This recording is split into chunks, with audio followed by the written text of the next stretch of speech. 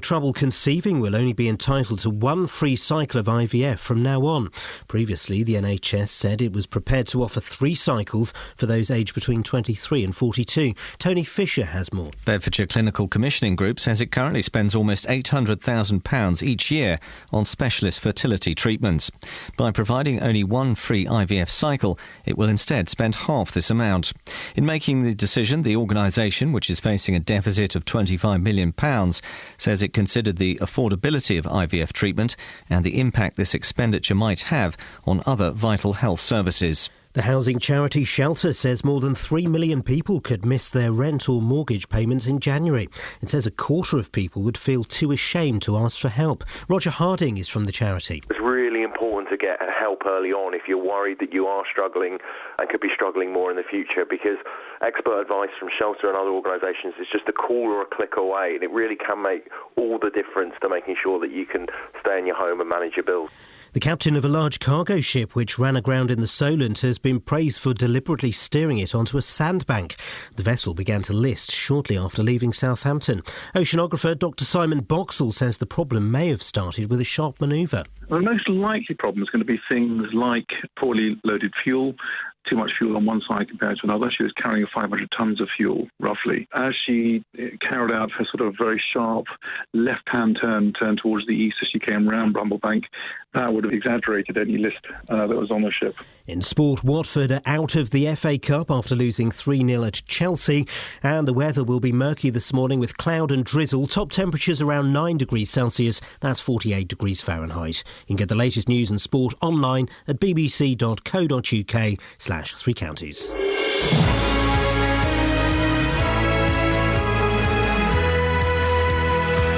And suddenly we're back in the box. Morning, this is Iain Lee, BBC Three Counties Radio. Now, Catherine, are you sure it doesn't sound funny in there? Doesn't sound any funnier than usual. Which is a problem. What are you hearing? I'm hearing echo, I'm hearing delay on my voice, whereas your voice sounds just northern and irritating. OK, so everything's normal then. Everything is normal then. Coming up on the show this morning, Charlie Fairhead beef in bucks. That's my favourite one. Well done. One-shot IVF in beds, and Justin's off the rails in Hearts. He's on a train platform. Actually, he's standing outside to avoid getting chucked out of the station. Yes. All that and more. Across beds, hearts and bucks. This is BBC Three Counties Radio. There'll be a switch. It'll just be a switch that I need to flick that will stop me sounding like an idiot. Kelly's here. Kelly can come and fix the studio. Kelly can come and fix the studio. She's good at that kind of stuff. You know where hills come from. Kelly, why... There's a little echo in my head. Could you have a little fiddle with me knobs and see what you can... Whoa! Hey! Whoa! No, that's it. I put that on... There we go. Oh, you didn't select the studio. She fixed it. That's standard, my friend. You fixed it, Kelly. You're welcome. Thank you. Kelly and I may not know where hills come from, but we certainly know how to ask her to fix the studio. Here's the Beatles.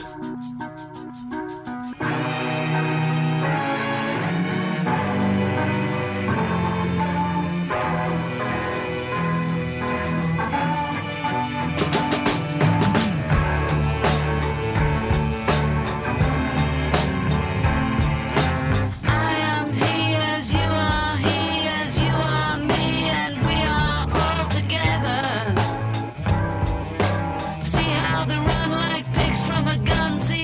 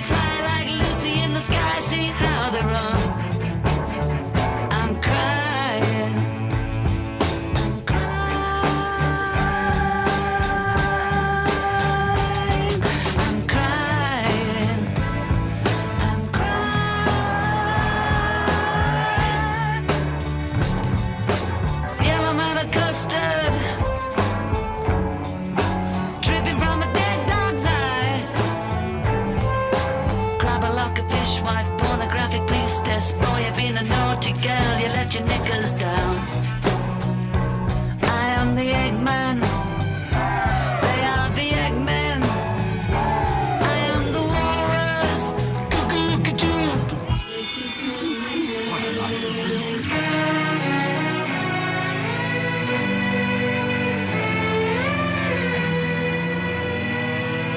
Sitting in an English garden, waiting for the sun. If the sun don't come, get the jam from standing in the English rain. I am the Eggman. They are the Eggmen. I am the walrus. Expert, choking smokers. Don't you think the Joker laughs at you? See how we smile like pigs in a sky. See how this night I'm crying. Semolina Belgian, climbing up the Eiffel Tower. Orange penguins singing Hare Krishna. Oh, you should have seen the gift in every other color. I am the Eggman. They are the Eggmen. I am the walrus.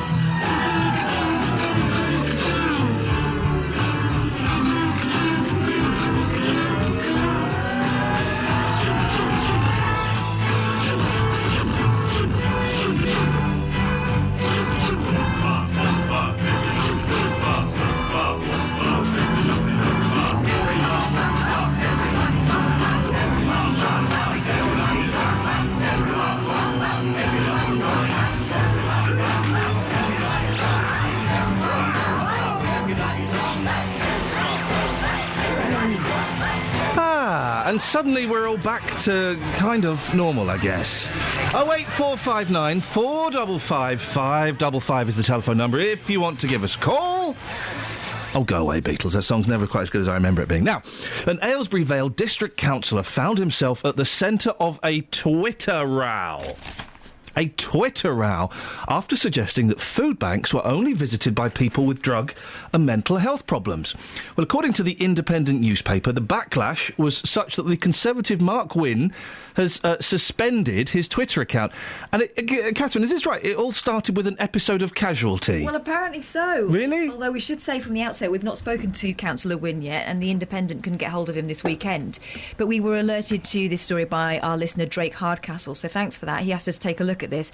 There's certainly no sign of an account for Councillor Mark Wynne, at Councillor Mark Wynne on Twitter this morning. But there are lots of screenshots of a comment made on that account on Saturday night. Can I ask you just to switch to the green microphone? Because that one's a little bit... that's the one we would normally use, and that one's a little bit quiet. Try that. Gosh, right. Is that any better? That's much better, yes. Thank you.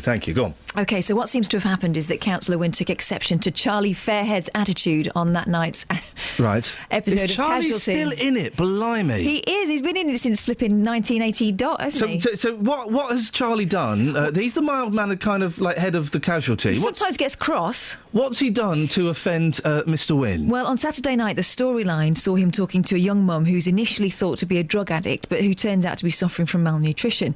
Her son's injured crossing the road and she's full of remorse, which leads to the nurse, Charlie Fairhead, played by Derek Thompson, saying to her, "You're not a bad mother, it's the system that's wrong, it's unforgivable." Aha. Now, this is what seems to have fired up Councillor Wynne. Now, the screenshots circulating on Twitter suggest he made the following comment. See BBC, and that is CSEE rather than the Children's Channel. Yeah. See BBC are up to supporting Labour propaganda rubbish. The people visiting food banks are those with drug, alcohol and mental health problems. That got him 34 retweets, 7 favourites and a whole lot of trouble. Gosh. So some of the responses that we've got, what have people been saying? Scarlett Wilde was saying that, "I hope one day you are destitute and rummaging in bins for something to eat, vile creature." Oh, I never like those ones where people say, "I hope that happens to you." That always seems a little bit unpleasant. Tom Wilson, the Tory councillor that attacked food banks because they are used by the mentally ill, has blocked me. Classy guy. That's from Tom Wilson. And Deborah wrote, "I'm not an addict, not mentally ill, and I work a single mum with 2 kids, need food bank to survive." So we're going to continue to try and contact Mark Wynne today. He's kind of gone to ground a little bit, hasn't he, as one would imagine. And we want to be fair to him as well. And we're also asking the question, how seriously should we take comments made on Twitter? People jump up and down these days and want, steps to be taken. This isn't the first time, is it? I mean, the police have been involved in some of the comments made on Twitter, and other people are saying, Twitter should be a forum for people to express themselves, and we should have the right to either block them or tut.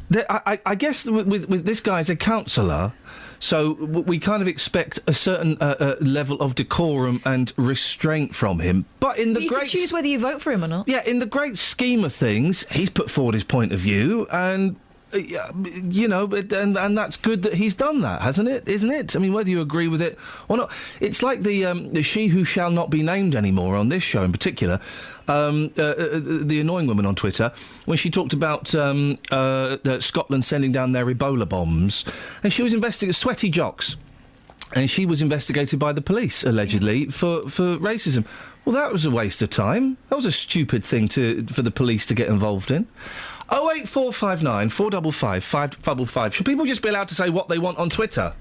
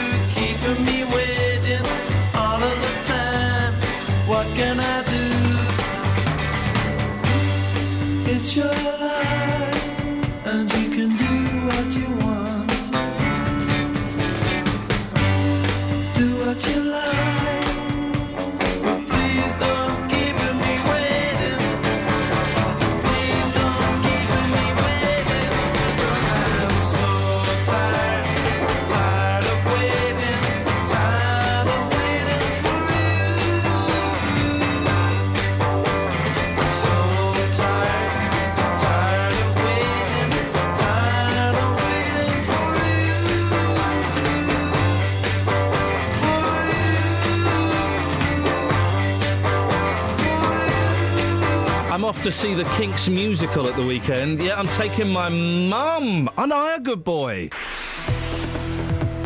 Travel news for beds, cards and bugs. BBC Three Counties Radio. We're having a look at the speed sensors in Clapham, and it's not looking too bad through the roadworks on the A6 Paul of the Radcliffe Way. There's a lane closed for roadworks at the junction for Clapham Road just by the roundabout, but it's not causing any queues at the moment. It could get busy later on though. And around the A1 Great North Road on the Black Cat roundabout, there are the roadworks there, so I expect that to get busy later on as well with people heading back to work. Checking the M25, no delays are showing up so far, and on the departure boards, no reports of any problems or delays at the moment. Samantha Bruff, BBC Three Counties Radio. The ever controversial Samantha Bruff. 6:15. It's Monday, the 5th of January. These are your headlines on BBC Three Counties Radio. A Conservative councillor in Aylesbury is being criticised for posting online that food banks are only used by people with drug, alcohol and mental health problems. A post-mortem has revealed that a man from Potton who was found dead in a car had been shot in the back. And Watford are out of the FA Cup after a 3-0 defeat at Chelsea. BBC Three Counties Radio.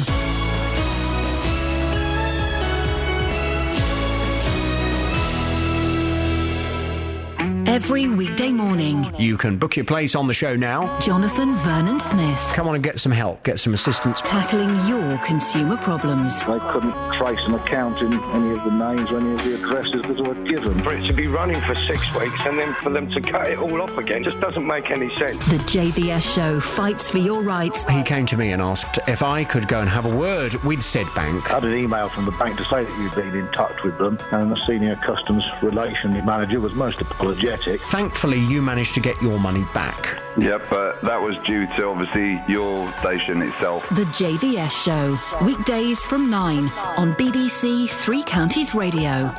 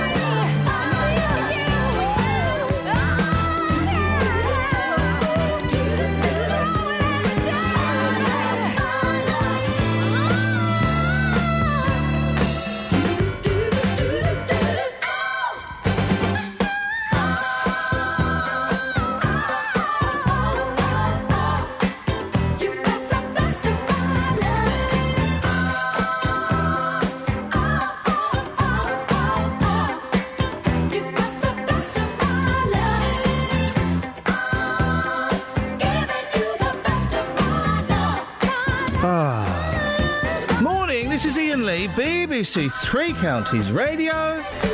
Kelly Betts is there. Morning. Mama Kath is there. All right, why don't we do it, girls? This time with a little bit of TNT, I believe. Oh. Yes? Come on, guys. Taps. Sorry? Teeth and taps. Teeth and taps, why not? Here we go. Kelly Betts is there. Hello. And Mama Kath is there. What's up? Hey, no. What did you get for Christmas? An attitude? No, I already had one. Good one. Deals, can you believe this? Unbelievable. The enthusiasm. Yeah, morning, boss. How are you? Good morning, Justin. Even you, with your bunged-up nose and your chesty chest, you're more enthusiastic than these two puddings put together. I am here, ready for the action. The action. The proof of the pudding is in the eating. Yeah. Let's just say, Yes. shall we? Yes, let's say that. Yes, why not? Happy 2015 to you and our listeners. That's the last one of those I'm going to allow. What do you mean? I'm not. Listen. Happy New Year. Not all this again. No. Not the grumpiness. Come on. It's your first day back proper. It's not. It's not grumpiness. It's realism and practicality. Right. On New Year's Day, yeah, go on. Happy New Year. Mm-hmm. On January the 2nd, Yeah, go on. I'll tolerate a Happy New Year. Right. After the January the 2nd, it's an old year now. We're well into the year. Forget this happy... What, you're going to say you're going to wish me happy birthday for last June? Hang on. Do you want to deal in fact or fiction here? I want to deal in a reasonabilityness. Okay. Facts. Last week, a lot of people on New Year's Day might not have been listening, had a heavy night. Last week, they could have been away, seeing friends and family. Today is their first day back listening to you properly. Right. Wish them a happy New Year and just be nice. No, I'm being nice. No, you're not. No, I'm being practical. It's going to kick off here. 08459 455 555. Who is right on this one, please? Myself or Justin? Thank you, Kelly. Who is right on this one? we should have stopped saying Happy New Year last week. No one wants it. People will be going to work today. Happy New Year. Happy New Year. Yeah. Happy New Year. People want it, and people will be demanding it everywhere today. If people don't say to me today Happy New Year, I am out the door. Simple as that. 08459 455 555. I'm right on this one, Justin. No, you're wrong. I am very right on this. You're wrong. Anyway, we've got you to talk about more serious things, and I'm trying to change the tone and the speed of my voice to go from the flippancy of Happy New Year's to the more serious topic of IVF, and I think I've managed that quite successfully. Thank you. If you're trying for a family and live in Bedfordshire, you'll only be entitled to one free cycle of IVF from now on. Previously, the Bedfordshire Clinical Commissioning Group offered 3 tries to 23 to 42-year-old women, but they can no longer afford to keep up with NICE guidelines. Buckinghamshire's been doing its own thing for a while. You'll only get one free cycle there, and Hertfordshire's reduced the number of cycles it offers from 3 to 2. Justin, you've got more detail. What's the background to this, please? Always going to be controversial, this talking point. Bedfordshire Clinical Commissioning Group says it currently spends at £799,000 each year on specialist fertility treatments. In 2013/14, it commissioned 243 cycles of IVF across the whole of Bedfordshire. That equates to about 80 patients a year. Now, you might remember in the early part of last year, it conducted a public consultation, which resulted in most people favouring retaining NHS IVF treatment. In particular, the favoured option was, following 3 years of unexplained infertility, 2 full cycles of IVF treatment for women aged between 23 to 39, and 1 full cycle for those aged between 40 and 42. Tell me why, Just. What's going on? It's rode that back from that option. They're only going to offer 1 free cycle for those aged between 23 and 39. I'm asking why. It's got to be about money, hasn't it? It's always about money. Yeah, I mean, the CGT says in Bedfordshire that it cannot afford these 3 cycles anymore. Instead of spending almost £800,000 a year, looking at the new figures, they're going to be spending just under £400,000. So they're halving the cost straight away. In a report presented to Bedford Borough Council's Adult Services and Health Overview, they said that our understanding of our financial position at the time of consulting meant that we believe we could extend access to IVF whilst remaining within budget. However, their situation has worsened since then. So, looking at the facts of it, clearly they're doing this to try and save money. £800,000 a year down to £400,000 a year will certainly say to me that by going down this route, they're going to save a lot of money by doing this. What does Bedfordshire CCG say officially? Well, a spokesman said that we recognise that IVF treatment is life-changing for the small group of women who are helped to conceive in this way. We're pleased that we've been able to maintain this service.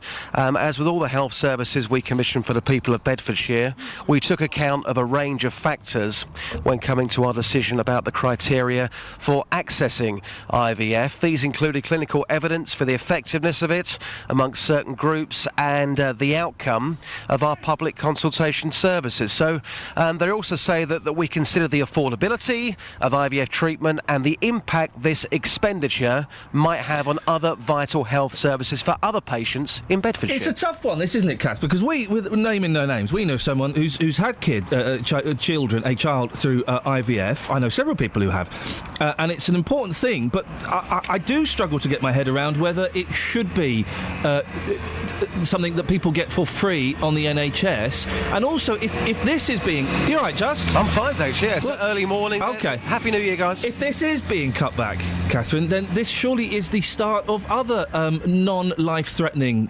treatments being cut back, isn't it? I mean, that's the suggestion that a lot of people will draw from this one. And the other thing is that the IVF services are something that are going to be called upon more and more in the future, because so many families or couples are having to wait so much longer to be in a financial position where they can start a family, and then of course biology starts to intervene, doesn't it? And it's not that you've put your career on hold, it's that you've been trying to be a responsible person and get everything in place beforehand, and then you find it's more tricky than you thought it might be. So, it's a really difficult one, and I wouldn't be at all surprised if this was the start of something more, 08459 455 555. Just, it's a busy morning for you this morning. We've got... Oh dear, you can tell the electioneering has started properly, can't you? We've got shadow ministers turning up at places to talk about things. A lot of it... Do you know what? There's a shadow minister that for trains is going to be at... What train station is he at today? To Watford, and he's going to be there for 30 minutes. Catherine and I had a real long chat this morning about whether we do it or not. Well, because it won't be the first or the last, will it? This is the start now. Where are we? The 5th of January. The elections May, whenever. We're going to be getting this almost every other day, aren't we? We are, but it's such a big talking point for people who use the trains. I think if you're going to go to a train station this morning, and of course the fares went up last week, but today's the main day for commuters going back into London. If you're going to go to a train station, why not go there for the whole morning? So 30 minutes at a train station. So that he can get maximum exposure on all of the local radio stations. If he's expecting to take a train, he might end up staying there all morning. Justin, listen, I know you're going to go and speak to commuters about that. I want to speak to you as well later on about this councillor, but we'll talk about that later. No problem, boss. Cheers, my dears.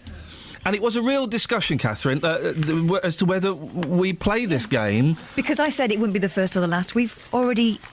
let some other opportunities go by, haven't we, where people have been on site to talk about the things that really matter to the man on the street. This is already underway. Let's see how it goes today with this shadow... I don't know his name, this shadow minister talking about trains and fares and things like that. Let's see how it goes today. But I am wary... Well, I'm wary of two things. I'm aware that... I'm aware and wary. I'm aware that we're the BBC and we are meant to cover things like this. I'm also wary that no one's really going to say anything of any real clout from either side, and it has the potential to be We don't really want to be party to a photo op. That's the main thing, isn't it? But at the same time, we need to inform you as to what people are saying. I tell you what we'll do, right? We'll speak to the fella. It's about 7:20 if he turns up, we've been told. We'll speak to the fella, and then we'll kind of... we'll take your views on this, dear listener, as to whether you want to hear more or less of that. I've got a landline for him now, which is interesting. Oh, OK. He was supposed to be there. Oh. But, so it will be 7:20. OK, all right. Well, we'll speak to him and we'll kind of get the vibe, because this is a new one for me, presenting, very loosely, a news-based show, a topical, straight show, during a general election year. So... I kind of know what I'd like to listen to, but I don't know. We'll see. 08459 455 555. Travel news for beds, cards and bugs. BBC Three Counties Radio. In Milton Keynes on the A421 Standing Way, a reminder that there's roadworks around the Kingston roundabout that could cause some delays later on this morning. In High Wycombe on Marlow Hill, there's some temporary lights at Marlow Road, and that's looking fine at the moment, but again, that could get busy later on. I'm having a look at the cameras on the M1, and it's starting to look busier than it has done for the rest of the week so far, but it's still no queues reported at the moment. No problems on the M25 either. On the trains, Thameslink are not serving London Bridge because of engineering works. They're going not between Blackfriars and London Bridge, and the Northern Line has minor delays if you're using that this morning. Samantha Braff, BBC Three Counties Radio. Across beds, hearts and bugs. This is BBC Three Counties Radio. It's 6:30. I'm Lee Agnew. The headlines: a Conservative councillor in Aylesbury is being criticised for comments he made online about food banks. According to a national newspaper, Mark Wynne said they're only used by people with drug, alcohol and mental health problems. A post-mortem has revealed that a man from Bedfordshire who was found dead in Cambridgeshire was shot in the back. 36-year-old Jesse Smith from Potton was found dead in a car at Burwell in the early hours of New Year's Day. And women in Bedfordshire having trouble conceiving will only be entitled to one free cycle of IVF from now on. Previously, the NHS in the county said it was prepared to offer 3 cycles for those aged between 23 and 42. The weather will be murky this morning with cloud and drizzle. Top temperatures around 9 degrees Celsius, 48 degrees Fahrenheit. 3 Counties Sports. BBC Three Counties Radio. Watford are out of the FA Cup after losing 3-0 at Chelsea in the third round. It was half-time substitute Willian who opened the scoring, and head coach Slavica Jokanovic admits it was difficult to come back after that. Big club like a team like Chelsea would have solved the game in fast time, and after second goal is difficult for us. I am not disappointed after the third. Sheffield United provided the shock of the FA Cup third round so far. The League One side, who are already in the semi-finals of the League Cup, beat Queen's Park Rangers 3-0 at Loftus Road.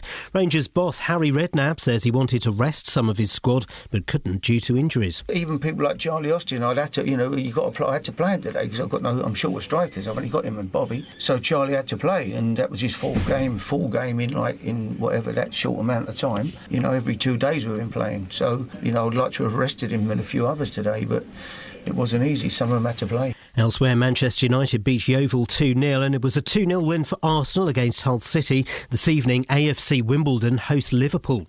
Thousands of people have signed an online petition against the possibility of League One side Oldham signing convicted rapist Ched Evans.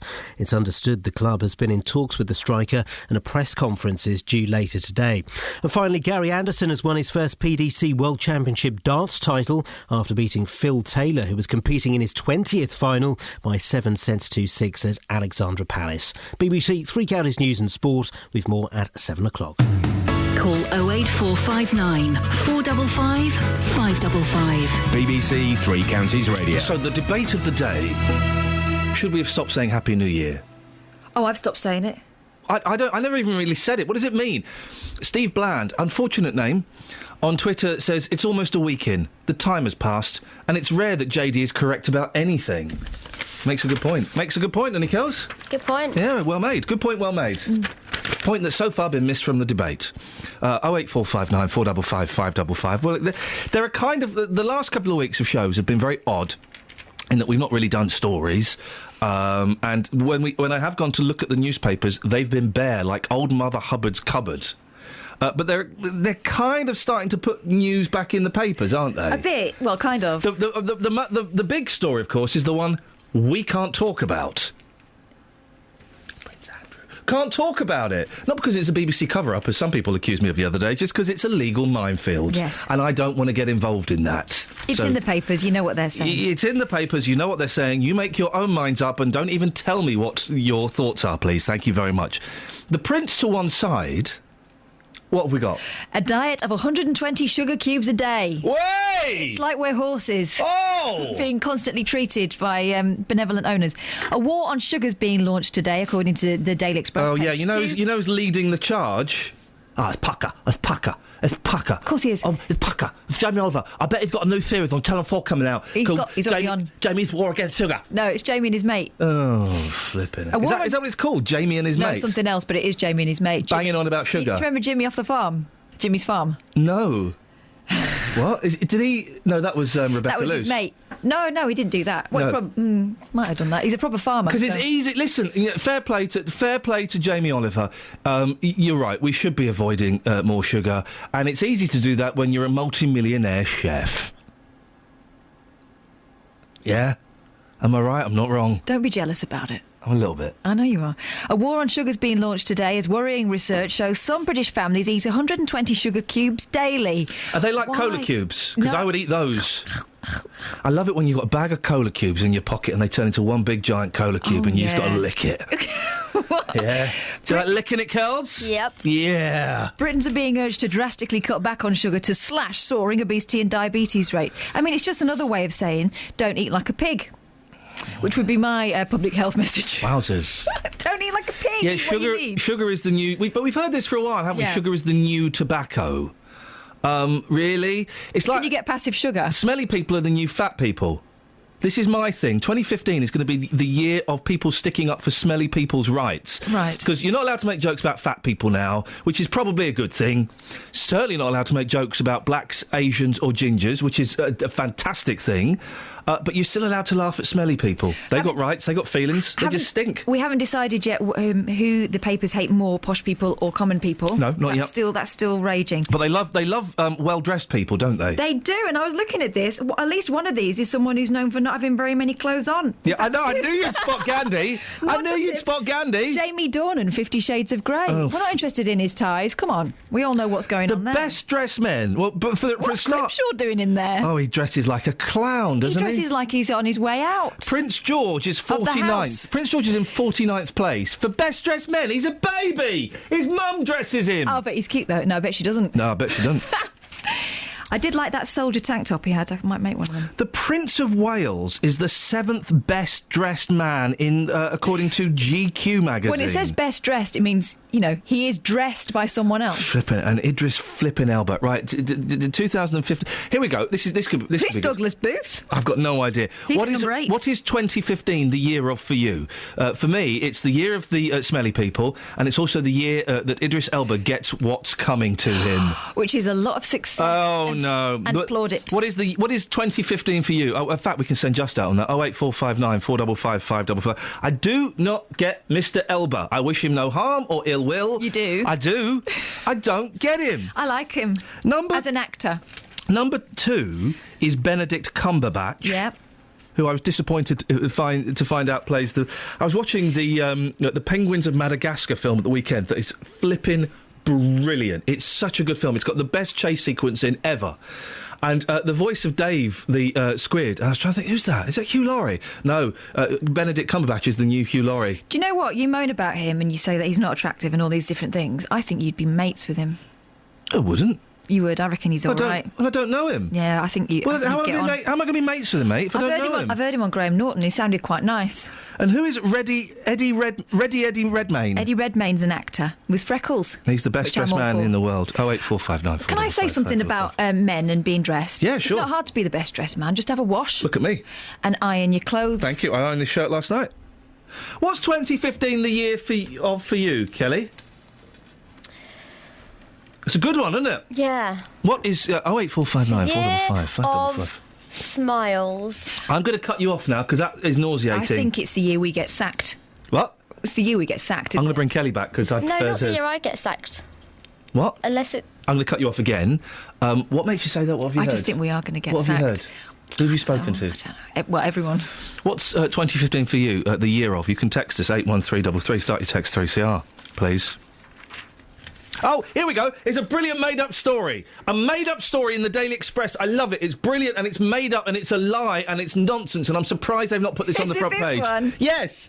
It's made up and it's wonderful, right? EU green law puts Sunday roast at risk. No, it doesn't. It doesn't. That's a lie.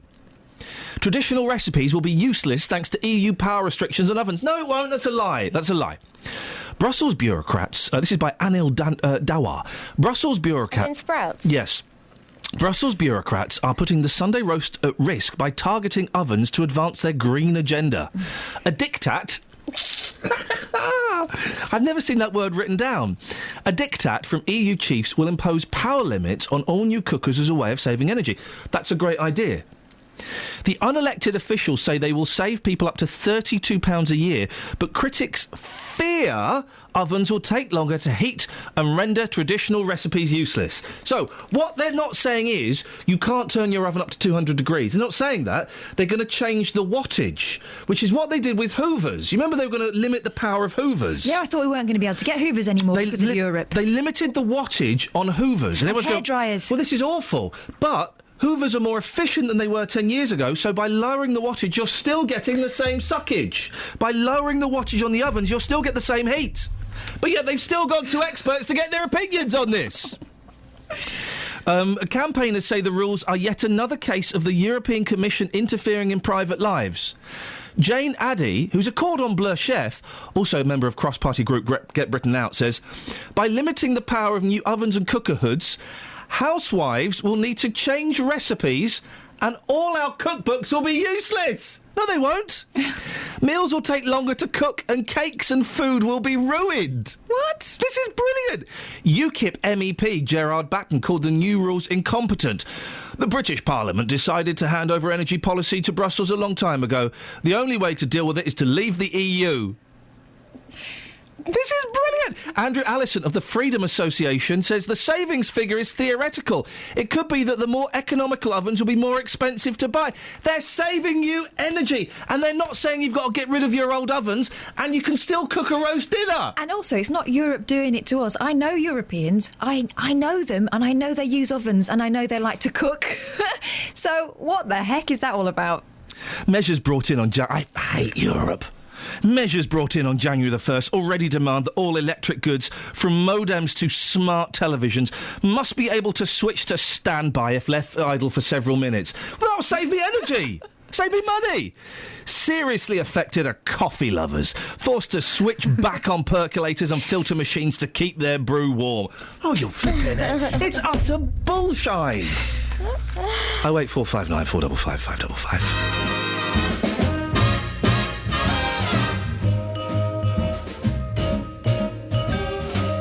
You make me feel so young. You make me feel so spring has sprung. And every time I see you grin, I'm such a happy individual. The moment that you speak, I wanna go play hide and seek. I wanna go and bounce the moon just like a toy balloon. You and I are just like a couple of tots running across a meadow, picking up lots of forget-me-nots. You make me feel so young. You make me feel there are songs to be sung, bells to be rung, and a wonderful fling to be flung. And even when I'm old and gray, I'm gonna feel the way I do today, 'cause you make me feel so young. You make me feel so young. You make me feel so spring has sprung. And every time I see you grin, I'm such a happy individual. The moment that you speak, I wanna go and play hide and seek. I wanna go and bounce the moon just like a toy balloon. You and I are just like a couple of tots running across a meadow, picking up lots of forget-me-nots. You make me feel so young. You make me feel there are songs to be sung, bells to be rung, wonderful fling to be flung.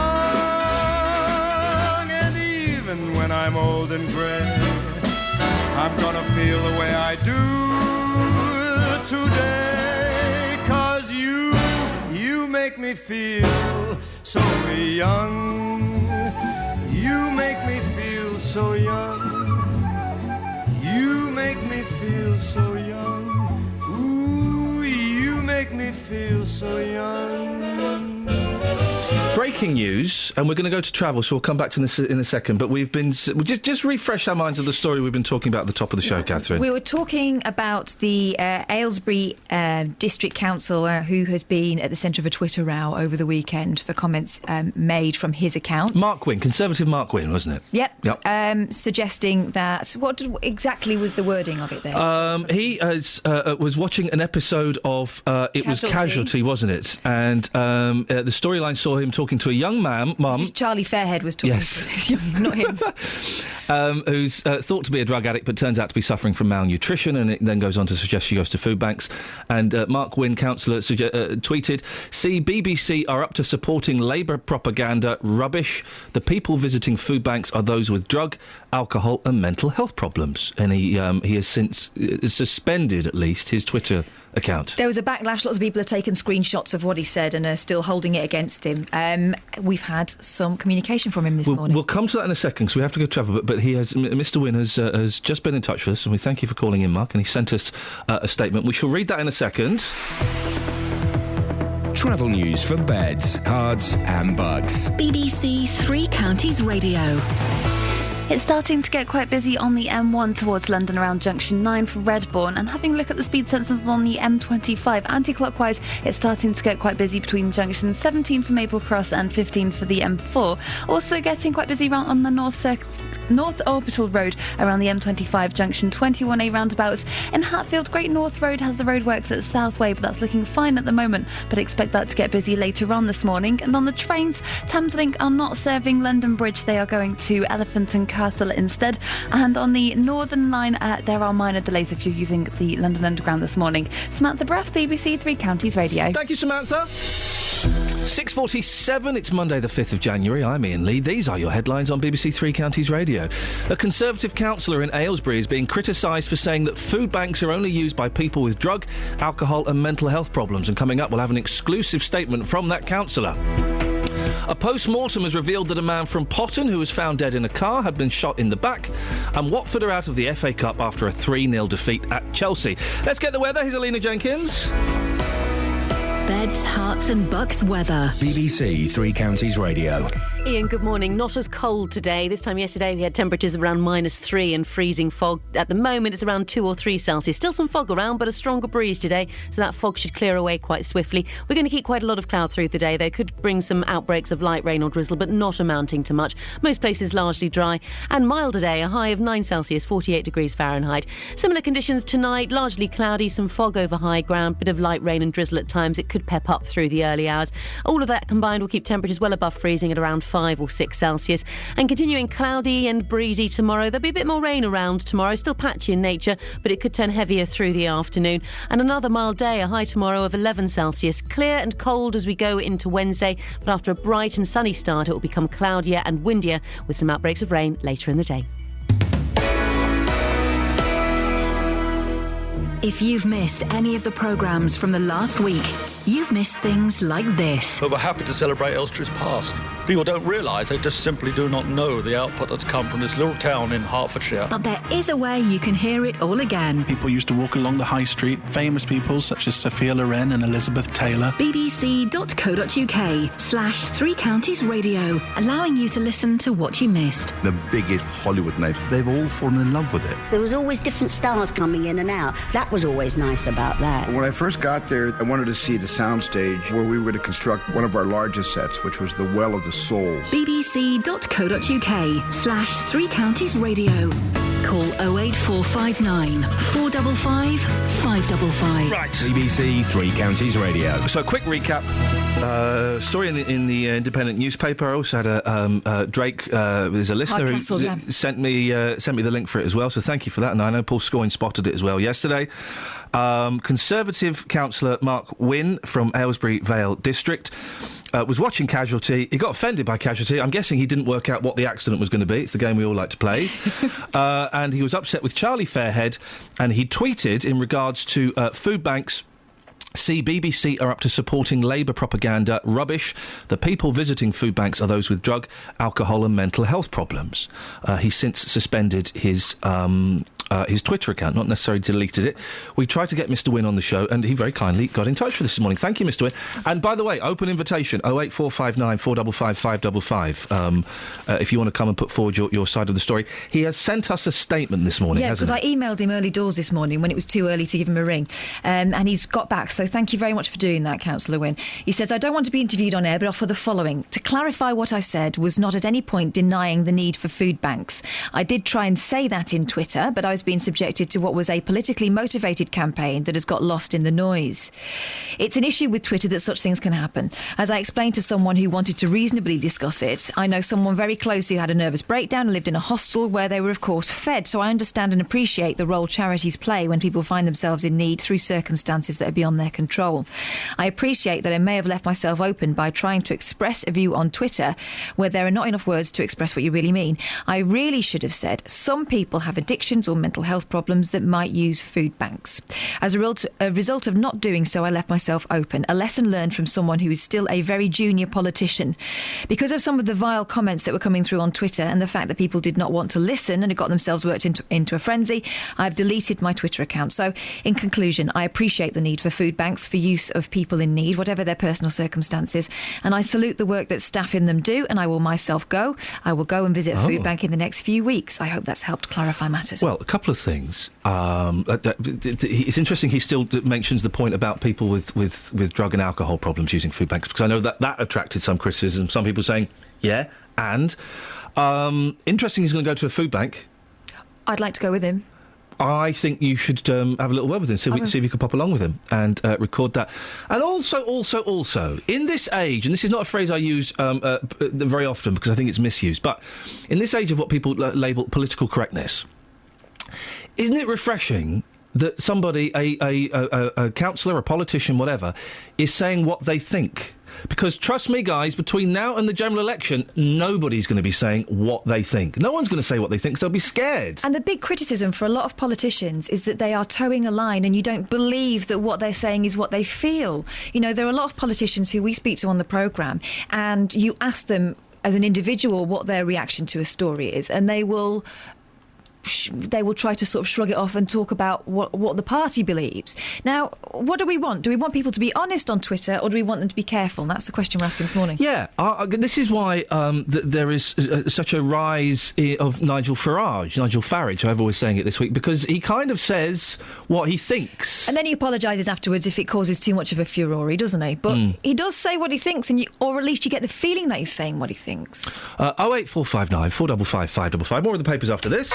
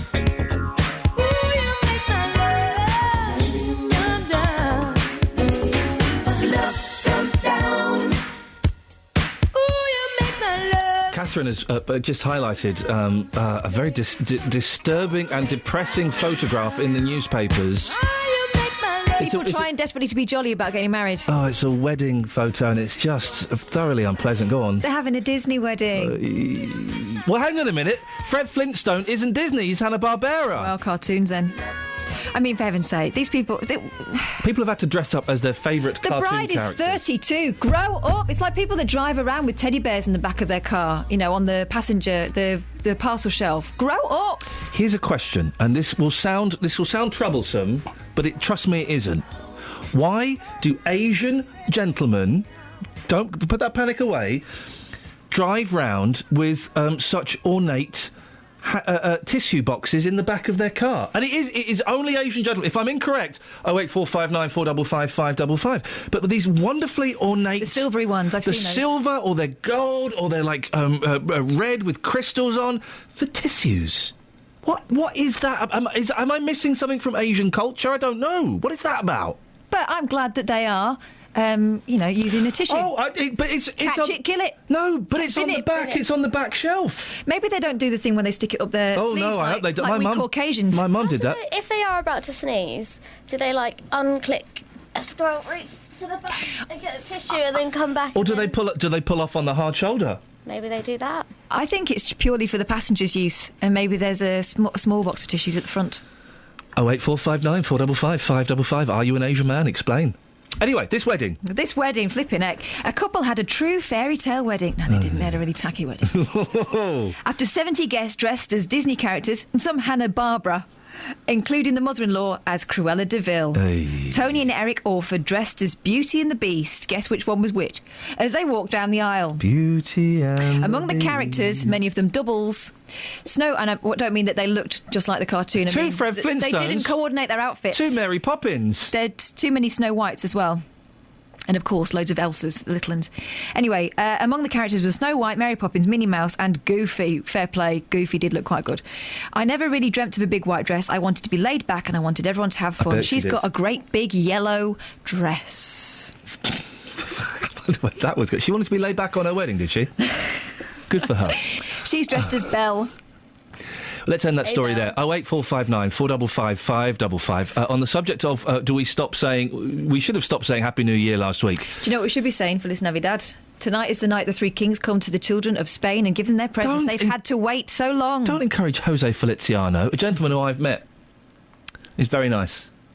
Is he blind? Don't know. Why? Did he say you look nice? Steve says, almost a weekend, the time has passed, it's rare that JD is correct about anything, and then Justin has just replied with a torrent of abuse. And Ben says, J-Dog is right, until the end of this week we say Happy New Year. Get real, losers. Travel news for beds, cards and bugs. BBC Three Counties Radio. On the A1M southbound, it's starting to look very busy between junction 8 for Hitchin and 7 for Stevenage. Having a look at the cameras on the M1 towards London, it's quite busy between junction 9 for Redbourne and 7 for Hemel Hempstead. And the M25 anti-clockwise is very slow between junction 17 for Maple Cross and 15 for the M4. On the North Orbital Road, it's very busy around the M25 junction 21A roundabout. And in Hatfield on the Great North Road, there's the roadworks at Southway, so that could cause some problems later on. But it's moving fine at the moment. On the trains on the departure boards, no reports of any major problems, but Thameslink services are not calling at London Bridge. They go to Elephant and Castle instead. Samantha Bruff, BBC Three Counties Radio. Thank you, Samantha. So 3 questions for you. When do we stop saying Happy New Year?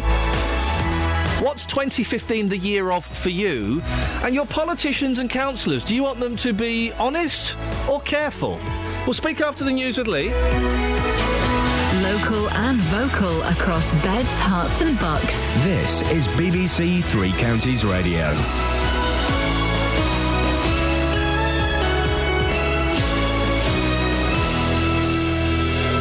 It's 7 o'clock. I'm Lee Agnew. The headlines. Aylesbury councillor causes online row over food banks. Murdered man from Potton was shot in the back. An IVF treatment restricted in Bedfordshire. BBC Three Counties Radio. A Conservative councillor in Aylesbury is being criticised for comments he made online about food banks. According to a national newspaper, Mark Wynne said they're only used by people with drug, alcohol and mental health problems. Catherine Boyle has the details. According to the Independent newspaper report, the Aylesbury Vale councillor for Bedgrove, Mr Wynne, made the comments on Twitter following an episode of Casualty on Saturday night. It featured the story of a young woman who was thought to be suffering from drug abuse but actually had malnutrition. Although Mr Wynne had some support, he was criticised for saying the programme was propaganda on food banks. He's since deleted the tweet and suspended his Twitter account. A post-mortem has revealed that a man from Bedfordshire who was found dead in Cambridgeshire was shot in the back. 36-year-old Jesse Smith from Potton was found dead in a car at Burwell in the early hours of New Year's Day. Women in Bedfordshire having trouble conceiving will only be entitled to one free cycle of IVF from now on. Previously, the NHS in the county said it was prepared to offer 3 cycles for those aged between 23 and 42. Tony Fisher has more. Bedfordshire Clinical Commissioning Group says it currently spends almost £800,000 each year on specialist fertility treatments. By providing only one free IVF cycle, it will instead spend half this amount. In making the decision, the organisation, which is facing a deficit of £25 million, says it considered the affordability of IVF treatment and the impact this expenditure might have on other vital health services. The housing charity Shelter says more than 3 million people could miss their rent or mortgage payments in January. It says a quarter of people would feel too ashamed to ask for help. Roger Harding is from the charity. It's really important to get help early on if you're worried that you are struggling and could be struggling more in the future, because expert advice from Shelter and other organisations is just a call or a click away, and it really can make all the difference to making sure that you can stay in your home and manage your bills. It's the first day back for many commuters travelling into London, with ticket prices on the trains having risen again. The government says the increases are necessary to pay for rail improvements, while Labour wants rail fares capped. Commuters at Hemel Hempstead railway station say they're not impressed. Service is appalling, no value for money. London Midland just cancel trains, irrespective of any passenger. When things go wrong, you know, they can't help that, but it's how they deal with it. And I think when things do go wrong, there's no help and there's no staff about, there's no information. And that's the thing that I think a lot of people moan about. In sport, Watford are out of the FA Cup after losing 3-0 at Chelsea in the third round. And the weather will be murky this morning with cloud and drizzle. Top temperatures around 9 degrees Celsius. That's 48 degrees Fahrenheit. You can get the latest news and sport online at bbc.co.uk/3 counties.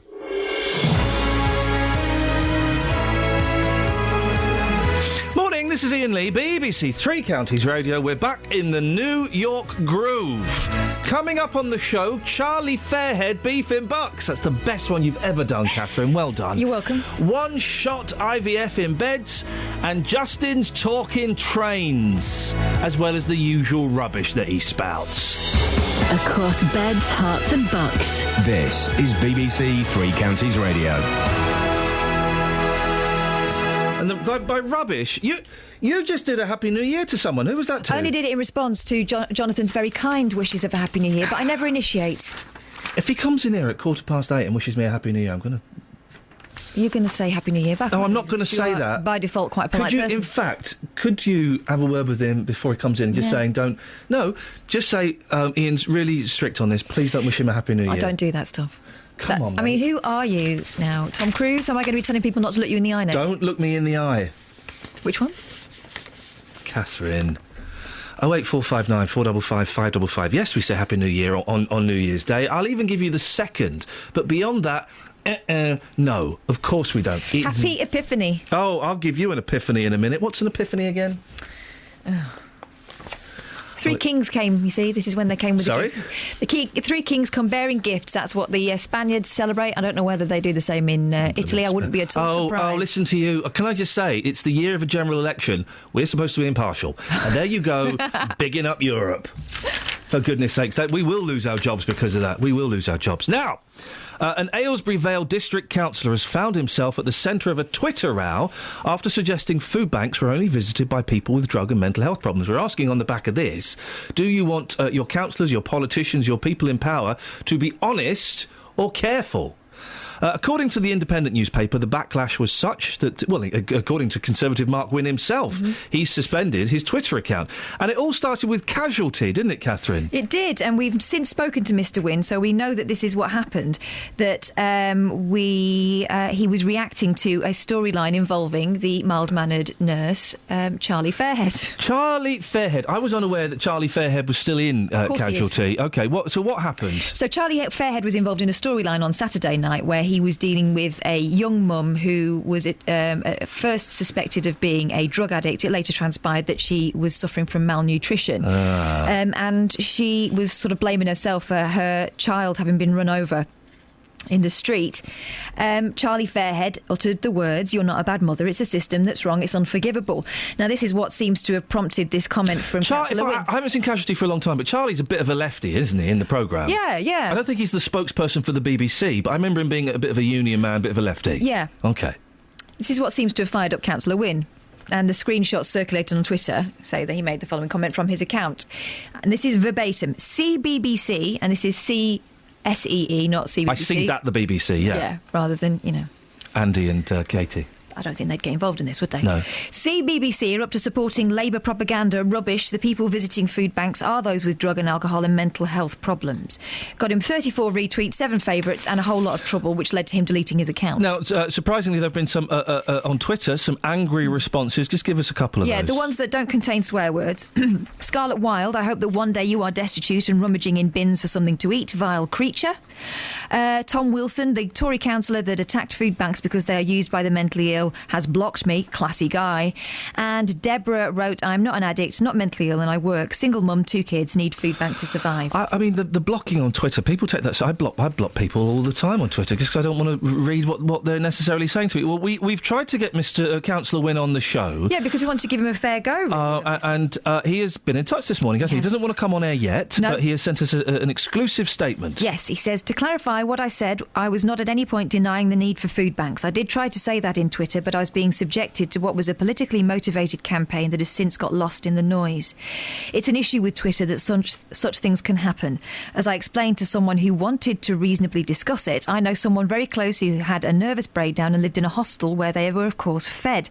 So I understand and appreciate the role charities play when people find themselves in need through circumstances that are beyond their control. I appreciate that I may have left myself open by trying to express a view on Twitter where there are not enough words to express what you really mean. I really should have said that some people have addictions or mental health problems that might use food banks. As a result of not doing so, I left myself open. A lesson learned from someone who's still a very junior politician. Because of some of the vile comments that were coming through on Twitter and the fact that people did not want to listen and got themselves worked up into a frenzy, I have deleted my Twitter account. So, in conclusion, I appreciate the need for food banks for use of people in need, whatever their personal circumstances, and I salute the work that staff in them do, and I will go and visit a food bank in the next few weeks. I hope that helps clarify matters. Catherine, there's a phone call coming through. I'm not quite sure what that was, but it might be relevant. Thank you for that. We're asking this morning, would you like your politicians and your councillors to be honest or careful? 08459 455 555. You can also go to facebook.com/BBC3CR and have your say there. On FM, AM, online and digital radio. This is Iain Lee. On BBC Three Counties Radio.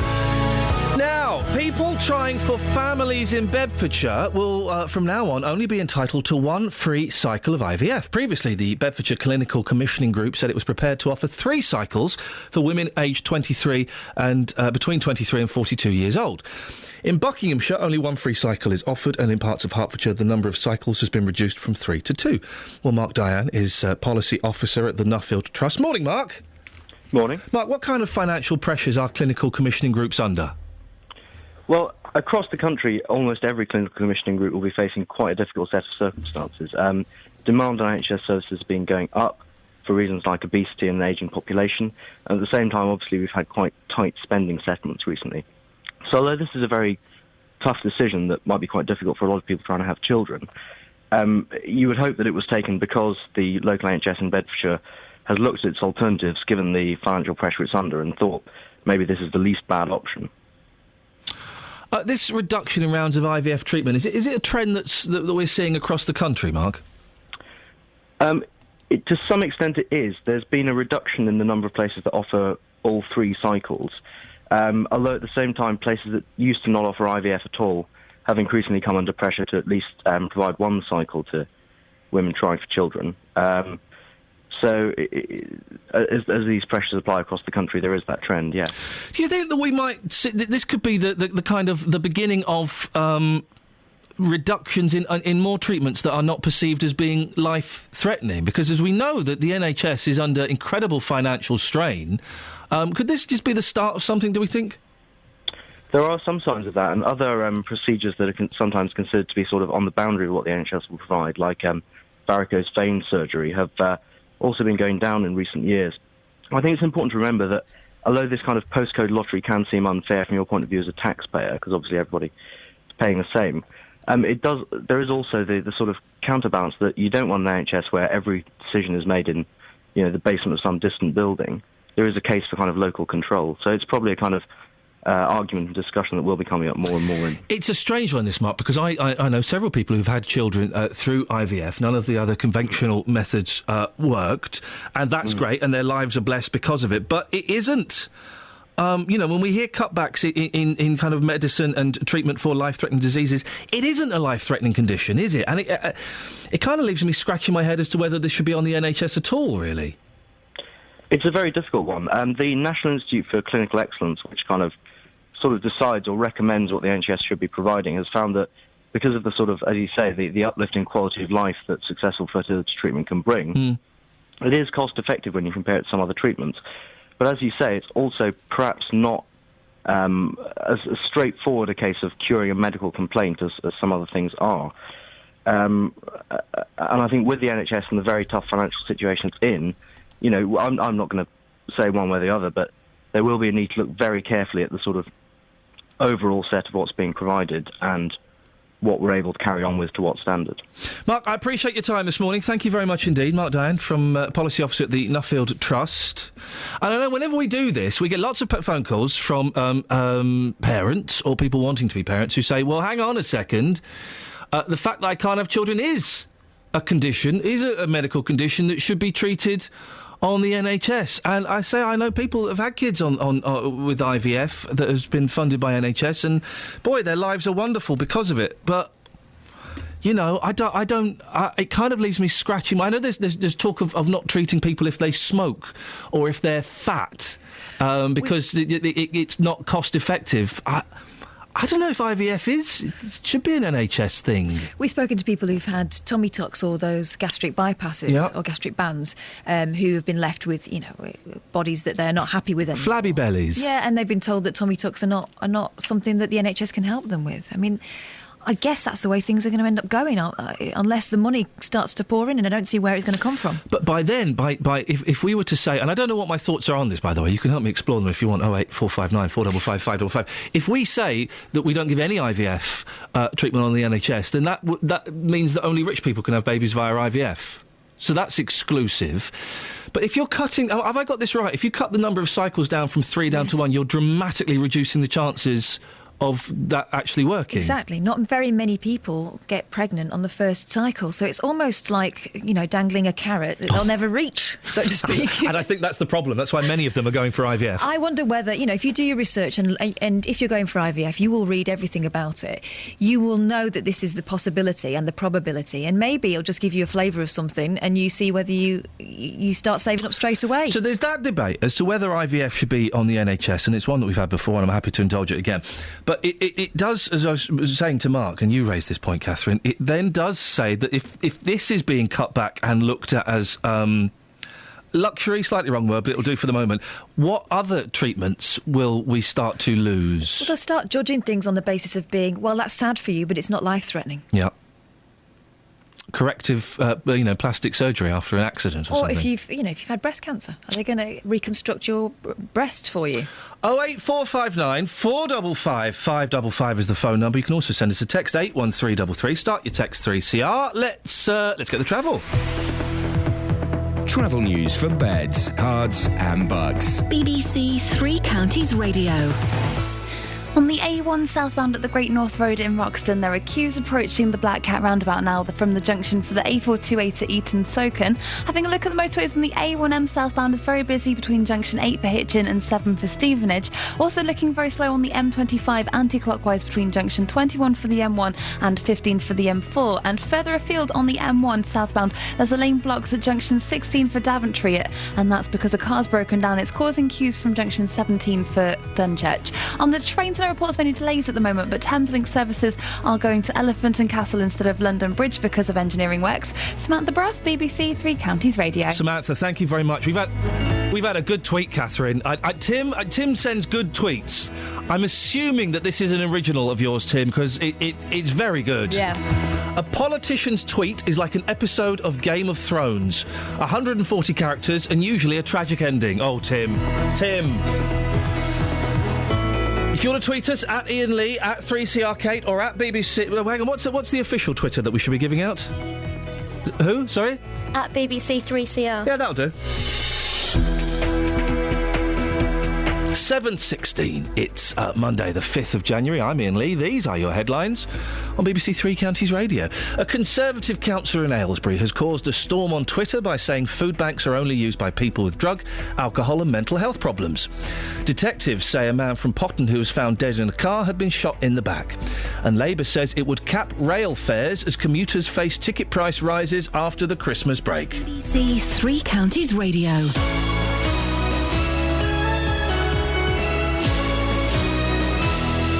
When you need local news. 4 giant wind turbines won't be built in the Buckinghamshire village of Stoke Hammond. When you need local travel. Well, better news there about the southbound M1. All lanes are back open after that earlier multiple car accident. When you need local weather. Cloud we have got is breaking at times and is letting a little bit of brightness through, so it's not too gloomy, is it? BBC Three Counties Radio is here with local, up-to-date news and travel bulletins throughout the day. You'll always be up to date. Delays there of around 40 to 50 minutes. BBC Three Counties Radio.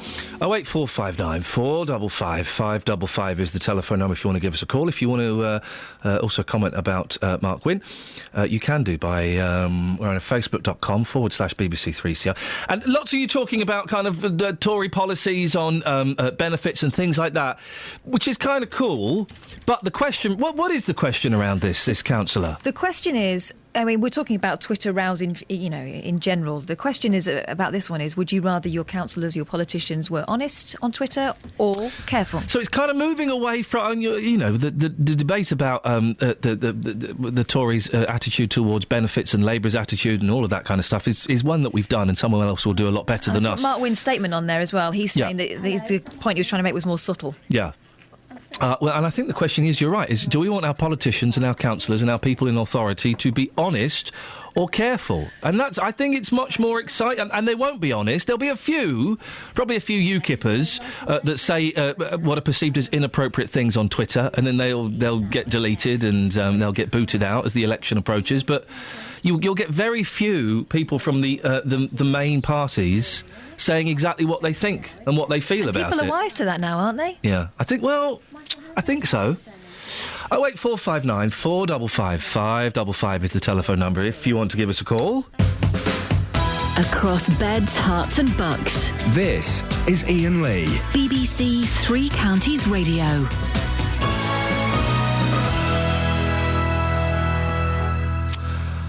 Now it's back to work for those of you who've been making the most of the festive holidays, and boy oh boy, isn't it good to be back in a routine. But you might notice a little less change in your pocket after buying your train ticket this morning as rail fares have increased. The government says the increases are regrettable but necessary, while Labour want rail fares capped. Well, the Shadow Transport Secretary, Michael Dugar, is talking to commuters outside Watford Junction station this morning. Morning, Michael. Good morning. Why Watford Junction?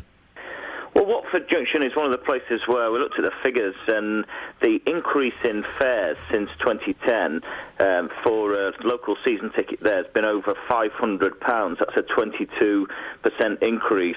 Also on that London Midland line, Milton Keynes to London, a season ticket has gone up 28% since 2010. It's now over £1,000. These are people who are just going to work. They're pretty extortionate rises, and of course those more than 20% rises rises in fares since David Cameron became Prime Minister. That's more than 3 times the increase in average wages over that 5-year period. So that's why we're campaigning, not just in Watford. I was down at King's Cross on Friday, and we're going to be doing this all over the country.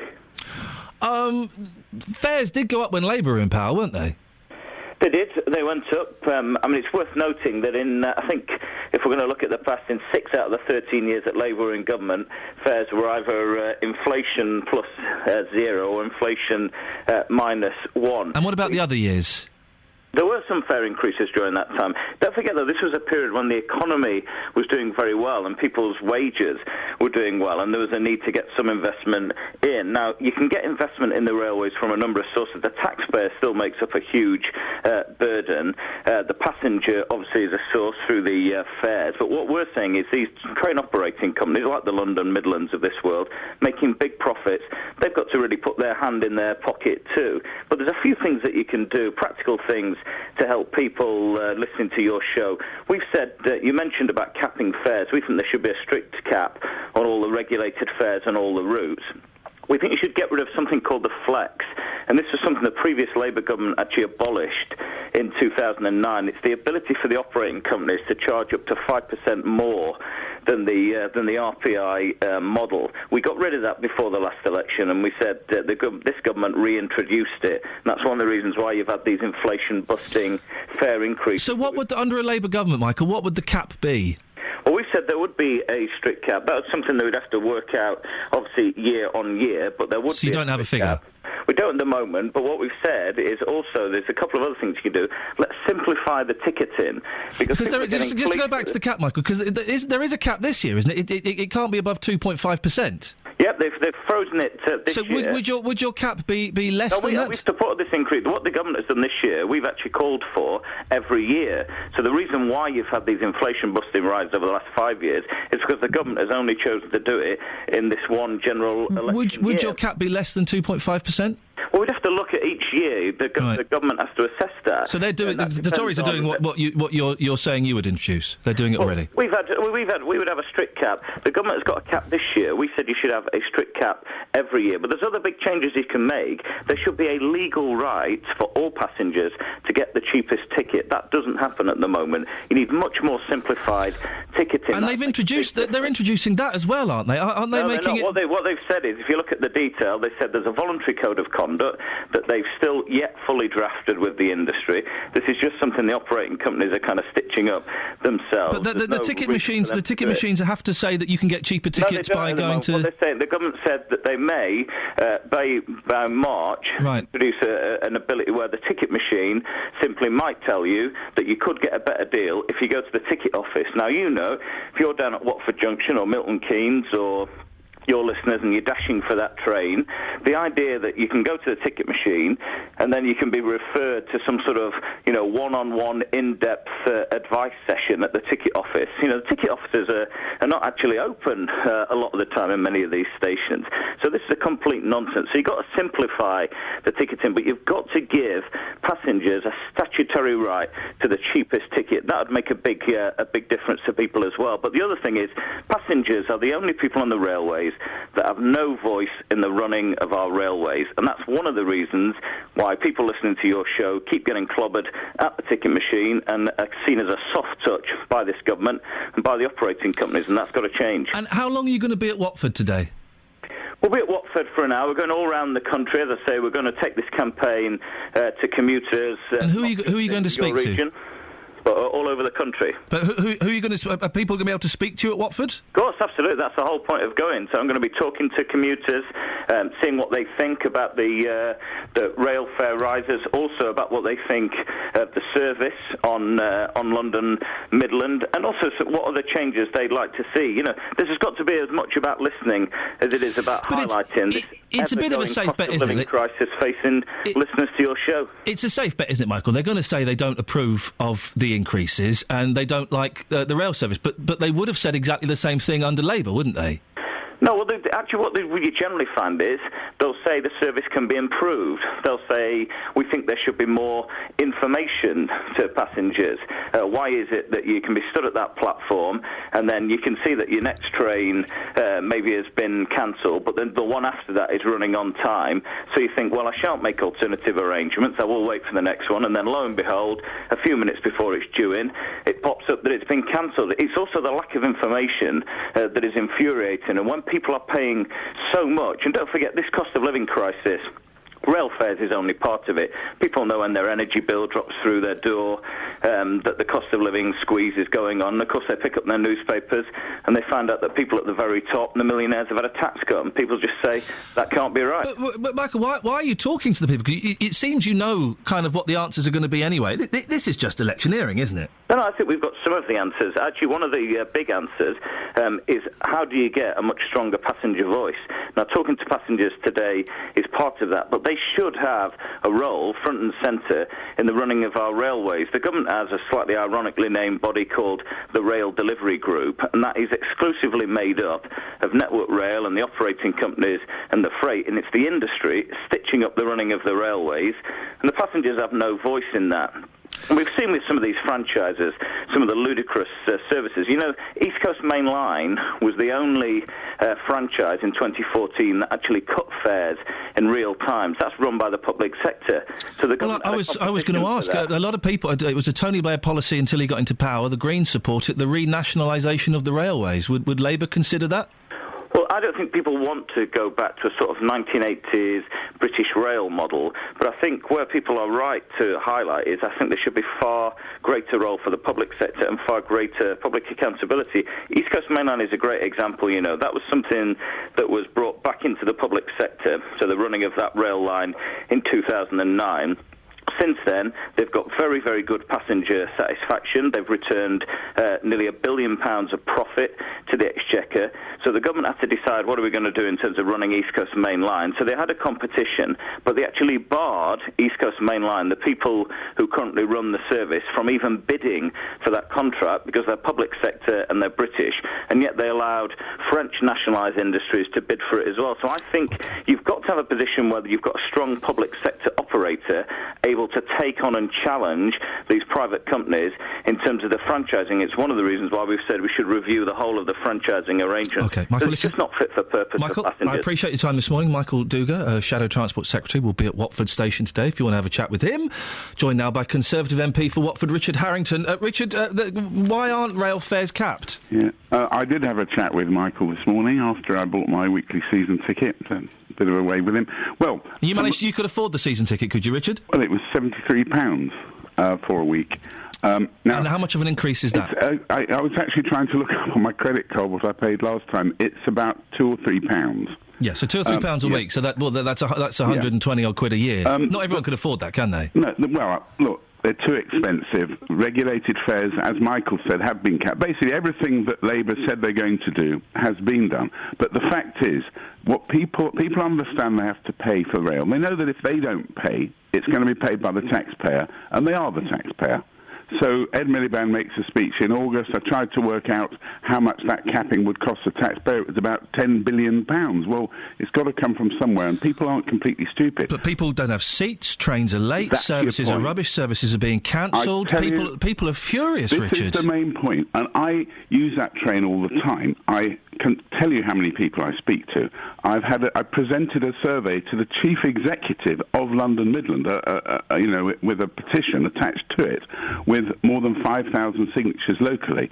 And I think I should just tell people what actually has been done, because I'm very anti-London Midland. I've lobbied the Secretary of State about the franchise, that they don't get it when it's renewed. But to give them credit, over the last year, I think some things have been improved. There are new trains on the route, which is giving an extra 600 more rush hour seats, which means a lot. I was on the first train that went up there. But you'd expect, when your people are paying more and more and more, you'd expect to have a seat. The fact that it's being cited as a wonderful thing that some people can now sit down, people want to sit down. I totally agree. I think it's totally substandard. Why have fares gone up so much under the coalition? Well, they went up. I mean, this is all rubbish. They rose 2/3 under Labour. This happened year after year after year.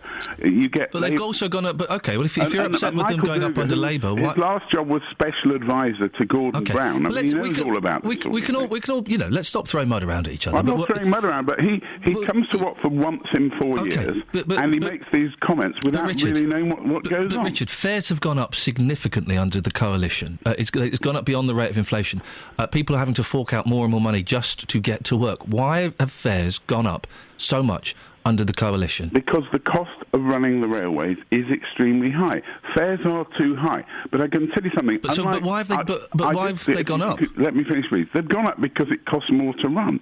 I do speak to people all the time. Now, what people really want, this is your point, which is exactly right. They want a better service. They want it reliable. It's disgraceful you can't sit down when you're paying that kind of money. £7-8, what it boils down to. That's absolute. So what I've tried to do, something practically, is put the pressure on London Midland and the government to make sure this happens. And how's that going? Well, we've got £170 million worth of investment for the new Croxley rail link, which will take pressure off the London Midland by linking the tube station up to Watford Junction, something that wasn't even mentioned in the lengthy interview with Michael Dugar. We've got the West Coast upgrade, which has been a real pain over Christmas, when all these lines were closed. But it's tens of millions of pounds on the signalling at Watford, which has been one of the things that's caused most of the delay. So people should accept having to pay higher and higher fares because, boy, one day they're going to get a service that's worth it. What people have to accept is that either we pay that use it, or the taxpayer pays. It can't come from magic. And all this stuff about profits, millions of pounds of profits going abroad, it's complete nonsense. The railways have lost money for years and years and years. And it's because what we want is a tip-top rail service. You go abroad, you get a tip-top rail service, you pay. And I think people don't mind that. Well, the increase... What irritates people is paying the increase is not getting the best But a lot of the European, the continental rail services are nationalised, aren't they? And their fare increases are significantly lower, I'm thinking of Germany and Spain, than the fare increases here. And do people remember what it was like when ours were nationalised? But saying nationalisation doesn't mean we have to go back to the 1980s, does it? As I say, in Germany and Spain they're nationalised, and they're pretty good services with smaller price increases. On nationalised or privatised, it's either good management or bad management. And what I have seen up to now is not good management on the railways. Richard, I've got to end it there. I hope you feel you got a fair crack at the whip. But Richard Harrington, Conservative MP for Watford. Travel news for beds, cards and bugs. BBC Three Counties Radio. It's starting to look quite busy on the A1 southbound around the Black Cat roundabout in the St Neots junction this morning. In Luton on Airport Way, that's very busy between Vauxhall Way and the M1 junction 10A for the Kidneywood roundabout. And the A41 southbound in Hemel Hempstead, that's quite slow, but at the Two Waters turn off between there and the M25 at junction 20 for Kings Langley. Looking at the M25 on the speed sensors, it's looking quite slow anti-clockwise between junction 21 for the M1 and 15 for the M4. And on the M1 further afield, there's a lane blocked southbound at junction 16 for Daventry. It's causing queues from Coventry in the roadworks. On the trains, there's no reports of any major delays, but Thameslink services won't be calling at London Bridge for engineering works. They are calling at Elephant and Castle instead. So that's the Bedford to Brighton services. That's going to be the case for 3 years. Samantha Bruff, BBC Three Counties Radio. Across beds, hearts and bugs. This is BBC Three Counties Radio.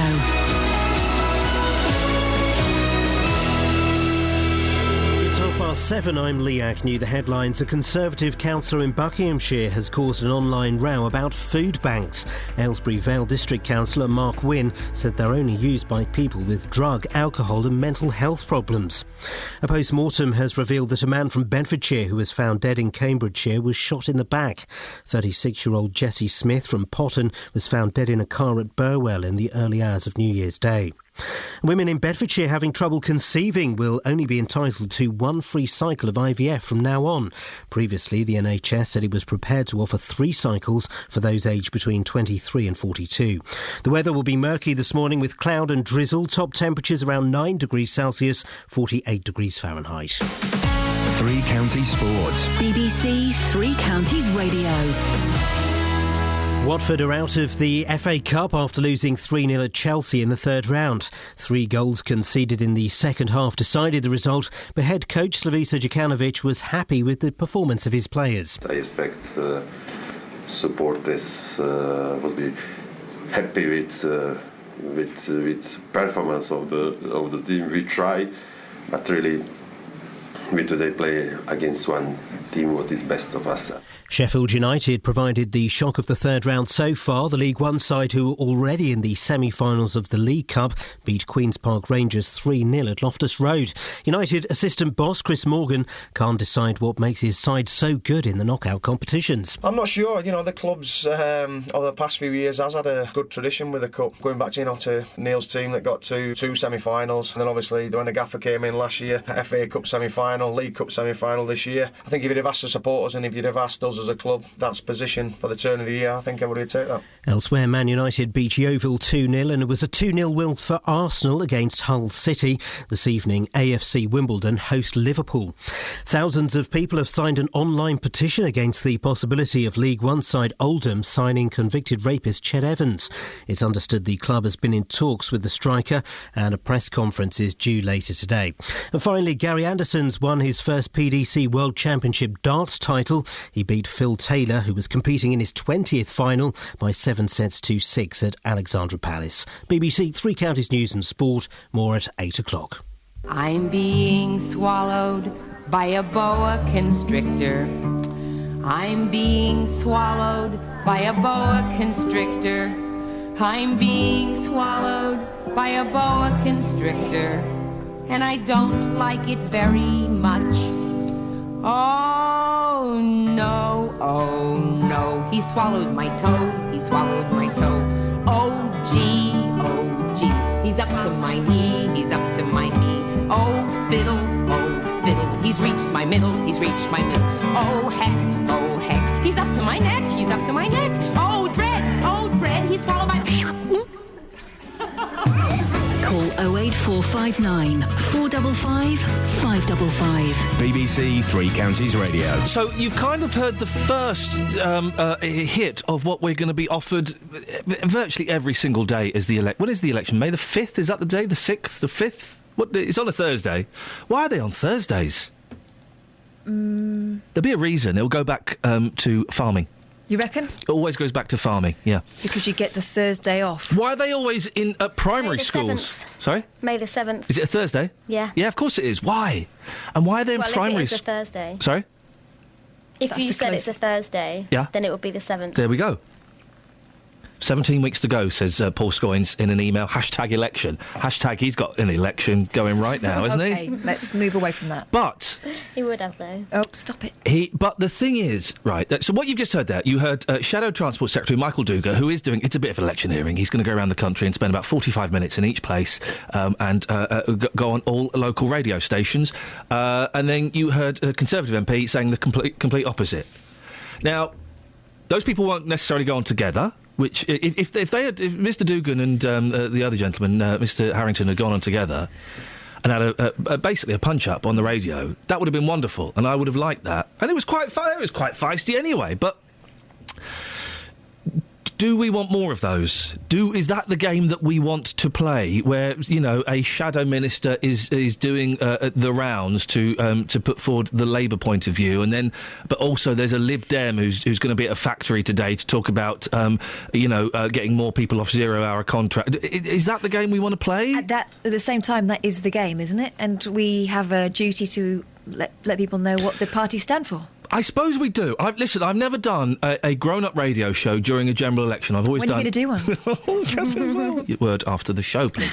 So I don't know what people want. I know as a listener, I wouldn't particularly want to listen to that. If they're going head-to-head, yeah, I'd love to. If you can hear a Labour challenging Conservative challenging, Green Party policies live on the air together... Beautiful. I'll have some of that. Well, why don't we make that the rule then in future? If they don't go head to head, because they won't. Come on. Because they won't want to. That's the thing. They won't want to. But we need to stand firm. Then they don't get on. And it goes 08459 455 555. Genuinely would like your thoughts on this because I'm at a loss. And it goes back to the reason they won't want to. It goes back to this Mark Wynne, this Aylesbury Vale district councillor, because people they have their little scripts and they have their little on message things they have to follow, and they won't be honest. They won't be honest. And so to get Mr. Harrington and Mr. Dugan on together... Well, hang on a minute. They might be being honest. Yeah, there is a you're party right. line to be towed. You're right, and I'm aware that I have to tread very carefully over the next 5 months. Blimey. But the reason... OK, so honestly, it comes back to this this Conservative Mark Wynne. What's he done? You won't get much personal opinion, let's put it that way. Thank you very much. That's better. Thank you. What's Mr. Wynne done, and why are we talking about him this morning? Mr. Wynne wrote a tweet... after watching an episode of Casualty. He was incensed by Charlie Fairhead's comments about the system being unfair. It was about food banks, wasn't it? And he said that it was unfair that a young single mum had to use food banks. So this was Charlie Fairhead's character. Well, Mark Wynne was tweeting during the show, always a bad idea, guys. Saturday night tweets. Never do it. What did he say, and what was the backlash? This is verbatim. See, BBC are up to supporting Labour propaganda rubbish. The people visiting food banks are those with drug, alcohol and mental health problems.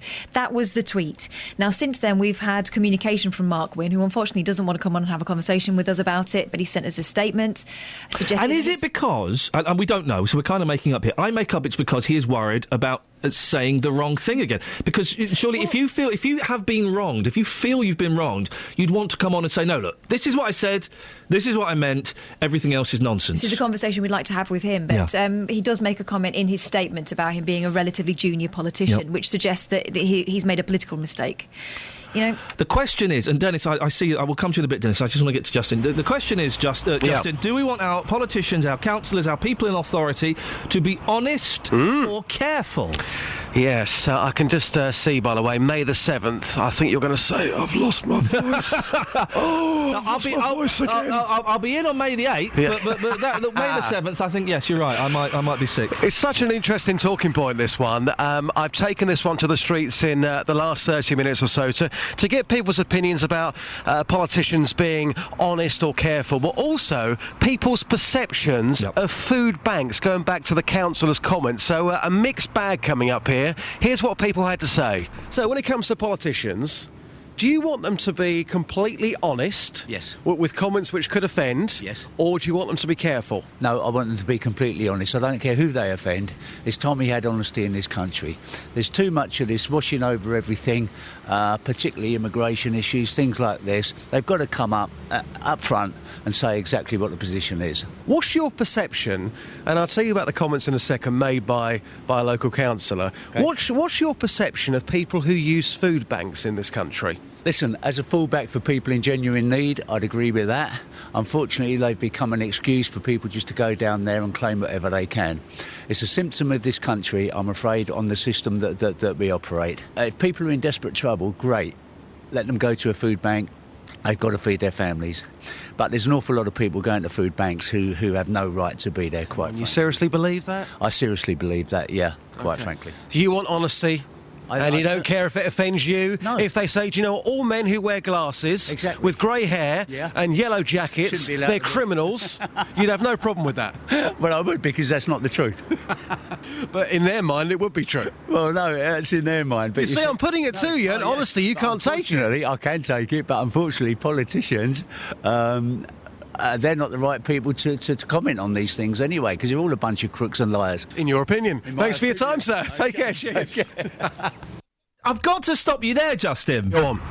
That, my friend, is a masterclass. I know it is. That is a masterclass, because you got that fella at the end to completely contradict himself, but not realise he'd contradicted. You didn't. He contradicted himself and didn't realise he'd done it. He was just a piece of magic walking through the streets this morning. There he was. He was up for talking straight away, and what he was saying was going here, there and everywhere. I think he pretty much says it all. He can't handle honesty. That's the first thing, but he wants people to be honest. And he wants politicians to be honest, but then he doesn't believe what they say because they're all muppets and crooks. Exactly. Justin, there's more. I shall press play. Here we go. Open and honest is never going to happen, is it?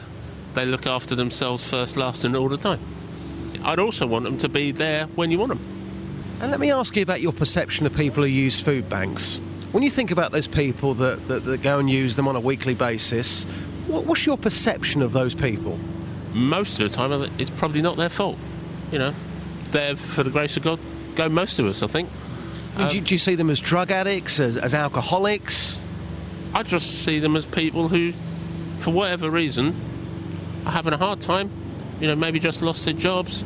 You got, the guys, I'm not saying it is like that, the guys down at CityLink, just lost their jobs, obviously lost a significant amount of income, got bills to pay.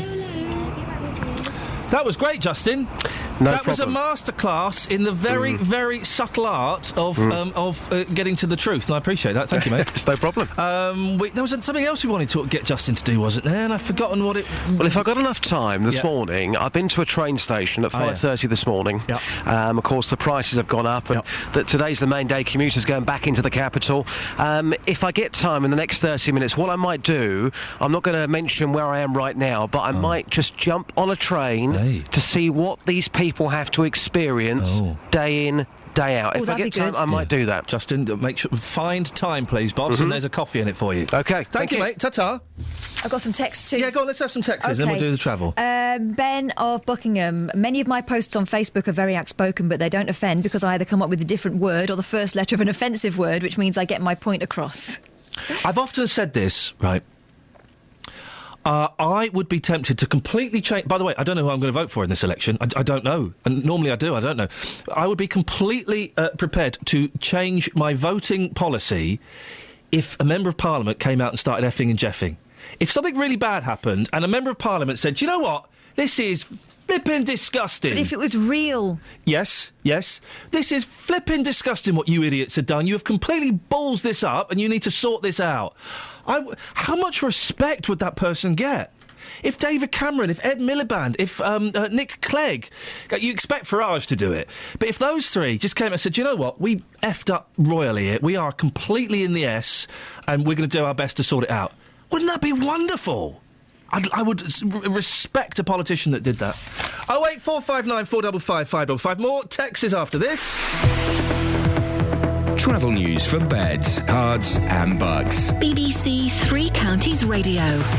In Royston, there's been an accident on the A505 eastbound between Baldock Road and the Old North Road, so that could cause some delays. It doesn't look too bad on the CCTV cameras at the moment, though. On the A1 southbound, it's very slow around the Black Cat roundabout through the roadworks. And in High Wycombe on the Abbey Way flyover, looking at the speed sensors, it's very slow on the flyover past the university and through the bottom of the hill.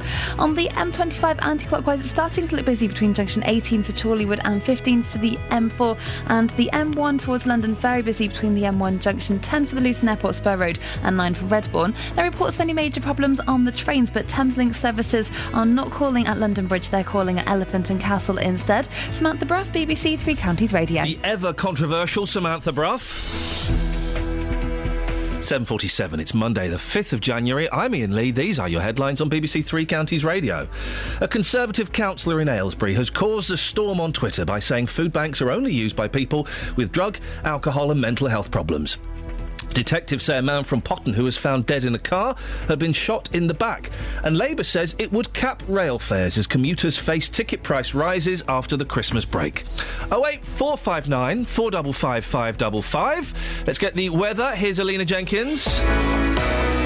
Beds, Herts and Bucks weather. BBC Three Counties Radio. Iain, good morning. A murky start in places. We've got some patchy fog around, which is quite dense, but unlike yesterday, it should clear fairly readily, given that we have a bit more of a breeze today. We are going to keep a lot of cloud through the day, limited brightness, and the cloud thick enough at times to give us some occasional light rain or drizzle. But a milder day, a high of 9 Celsius. Cloudy tonight, some fog over higher ground. Further outbreaks of light rain or drizzle. That might just pep up a little bit through the early hours, but temperatures won't drop much lower than 5 or 6 Celsius, so not a cold night. Continuing cloudy, breezy and mild tomorrow. Further outbreaks of rain at times during the day, which could turn heavy for a while through the afternoon. A high, though, of 11 Celsius, although as that rain clears away eastwards, temperatures will quickly drop. We're in for a cold and frosty night as we go into Wednesday, but a bright, crisp start midweek before it starts to cloud over with further outbreaks of rain later on. Thursday will be a mixture of blustery showers and sunny spells, mainly dry for much of Friday, but then it turns wet and windy again later in the day. Thank you. On Thursday night, there's an extra Three Counties sport. We're with Luton as they host Shrewsbury in a top 6 clash. Now Rooney with a shot, that's going in! Luke Rooney left-footed, plants it into the box. bottom corner. There'll be all the build-up, uninterrupted commentary and all the reaction at the final whistle. I thought it was a terrific game, to be honest. I think it warmed the supporters up from both teams. Luton versus Shrewsbury, Thursday night from 7, here on BBC Three Counties Radio. Shrewsbury? Shrewsbury. Shrewsbury. I know people from Shrewsbury, they say Shrewsbury. Well, they may say Shrewsbury. It doesn't mean it... Listen, Luke there... They made it up. They can have what they want. Shrewsbury. Anyway, talking about taking ownership of people. Oh, yeah, you're in trouble. Someone's attempting to do it via the medium of text. This is going to end well. Michael Upps at Neots. Arg! There goes Kate... No. Ah! I don't know how he's saying it. He's not started with a capital letter. He's not talking about muted arg. He's not talking about the boots. There goes Kay Boyle neutralising her accent again, reading a statement from a politician. Yeah. Please use your northern accent, Michael of St Neots. Well, two things. Much as I really appreciate a stranger telling me how to speak. She's got beef. Blimey. Two things. Boyle's beef. Can we get a jingle made up for Boyle's beef? I'm not neutralising my accent. I've Yeah. lived here since I was 10. It comes and goes. Yeah, it does come and go. I noticed when you're on the phone to your common northern family, you read like that, love. I go to foot of our stairs. I don't talk like that. When she's cross. Yeah, boy, oh boy, oh boy. When she's telling off one of her children over the phone. Oh no. Are you in trouble, kids? That's not true. I go for quiet menace with them. Yeah, you do. As you know. I once phoned up Catherine, and she was in the middle of giving one of her daughters a right royal rollicking. It was naughty Ian, step. Ian, I've just got on this. Be with you in a second. Now then, you're in real big trouble, kid. It was terrifying. She was talking to me. Well, yeah.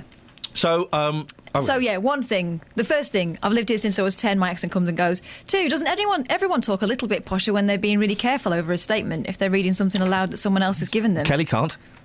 She can. Mike, who is responsible for all of these bad boys. If you hear a whisper, give us a shout. Iain Lee. BBC Three Make us up, Counties Radio. Make us up a Boyle's beef, please. I can see this becoming a regular feature. You'd be playing it all the time. Yeah, Can we do the voice, though? Boyle's beef. See, she can't do a posh accent. That wasn't supposed to be posh. What was that supposed to be? Welsh? Northern. Oh. Do it again. Boyle's beef. Is that Geordie?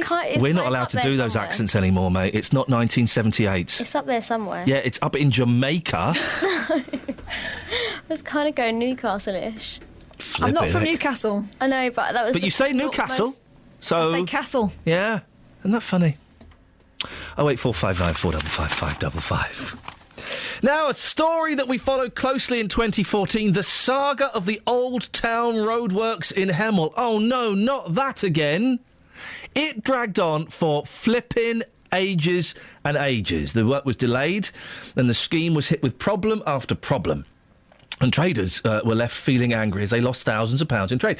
Well, we thought we'd kind of get back in touch with some of those traders and see if Christmas brought any joy for their businesses. Well, one of the voices we heard a lot from was Barry Garvin from Fret's Music Shop. Morning, Barry. Hi there.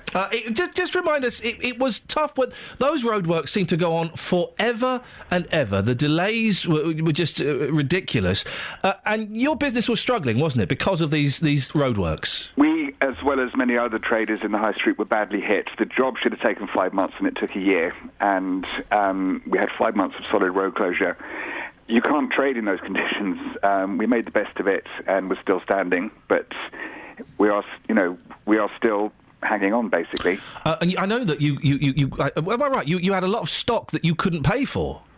Yeah, I've managed to sort that out. Brilliant. I'm still not in an ideal position because I'd like to have been in a position to buy more stock because if you haven't got it, you can't sell it. And we've just had to sort of tick by this last year on the sort of minimum that we can just to stay open. Well, basically. the roadworks were finished, and we did come under a lot of flack for perhaps looking at the negative aspects too much, but we felt it was an important story. How has Christmas been, Barry? It was okay. I mean, it wasn't as good as Christmas has gone. I mean, look, on the plus side, the high street looks great. They're doing the Sunday market once a month now, and it's brought new people into the high street, and that's all very well. What they actually need to sort out now is the parking signage because it's really ambiguous. And my customers are reporting to me that They come up, the first signpost they've got, there's 4 signs on it. They're trying to read it. They've got a car behind them flashing to get a move on. It's one way now, so if they miss their chance, they've got to go it's probably about a mile round trip to get back to the high street again. And a lot of people are not bothering. And customers are reporting to me that they're still saying to me they don't know where they can park and where they can't. They used to pop in, have a chat and a coffee. Now they're just saying, I've just quickly stopped off here, I just need some strings. They come and go, and they're still not sure whether they can park legally on the bays that are available. How's that bus stop doing as well?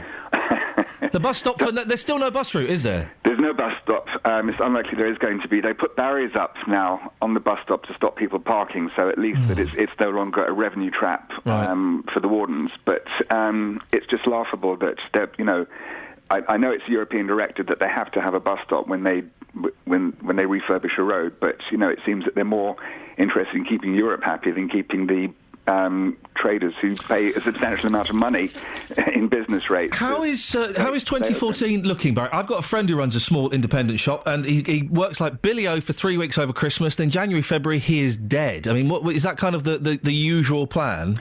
Well, what happens for us usually is that obviously people get money for Christmas. Our busy period is usually sort of September through till February, maybe March, depending when Easter occurs. Right. After Christmas, when we opened up, it was ghost town up there. It was literally ghost town. We closed at sort of 4 o'clock most days because it just wasn't worth staying open. There was just no one around. I don't know what this week's going to hold. We just need to sort of open up and see what happens. But well, listen, tell us exactly where the shop is, Barry, so, and give us the full name. So if anybody is nearby and needs to come and pop in, they can. Thank you very much. It's Fret's Music Store, 38 High Street, Old Town, Hemel Hempstead. It's just past the White Hart pub and opposite the Rose and Crown.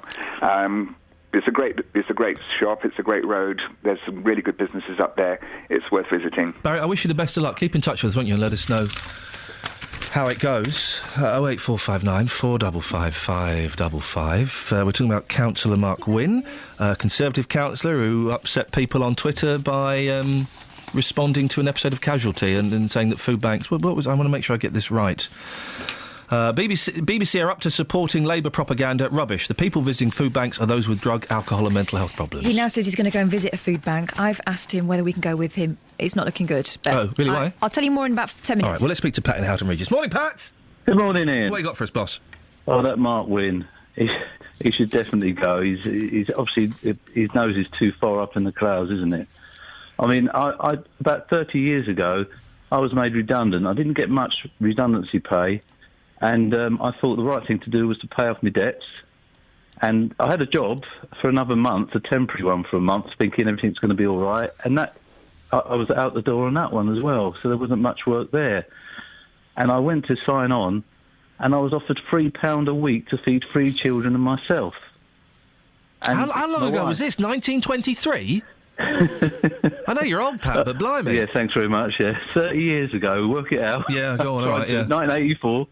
And, I mean, £3 a week, couldn't get much at all. And luckily I had family to rally around, and I was lucky at that particular time. But had there been food banks around at that point, I probably still wouldn't have gone, because I think it's the bravest thing to do, to admit that you can't feed your children and you've got to go to these food banks for help. We spoke to a woman who worked at a food bank in a church just before Christmas, and she was telling us some of the most heartbreaking stories of people that turn up there. And it does surprise me when you hear people like the gentleman that Justin was speaking to earlier saying, oh, it's all scroungers, it's all, the fact that they're there is what makes people go, they all want something for free.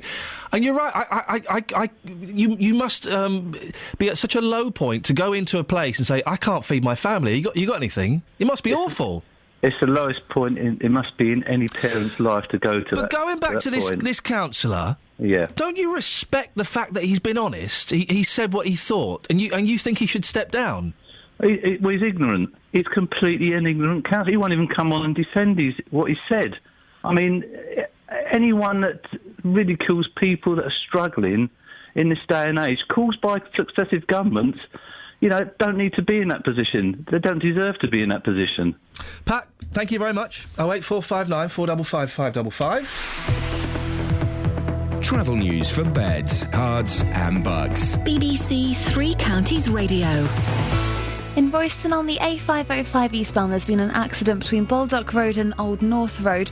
On the A1 London Road southbound in Bedford, it's very slow looking on the speed sensors around the Akbar and the Sandy roundabout. In Stevenage, Hitchin Road's looking quite busy in both directions around Corey's Mill Lane. And having a look at the A1M southbound, that's very busy between junction 8 for Hitchin and 7 for Stevenage. On the M25, it's still looking very busy now anti-clockwise between junction 18 for Chorleywood and 15 for the M4. And on the trains, no reports of any major delays, but Thameslink are not serving London Bridge, they're serving Elephant and Castle instead. Samantha Bruff, BBC Three Counties Radio. Thank you so much, the ever-controversial Samantha Bruff there with the travel. 08459 455 555. Do you want your councillors and your politicians to be honest or careful? Drake on Facebook says, at least when Katie Hopkins tweets balls like this, she has the courage to stand by what she says. Let's get the news. Here's Lee. Local and vocal across Beds, Herts and Bucks. This is BBC Three Counties Radio.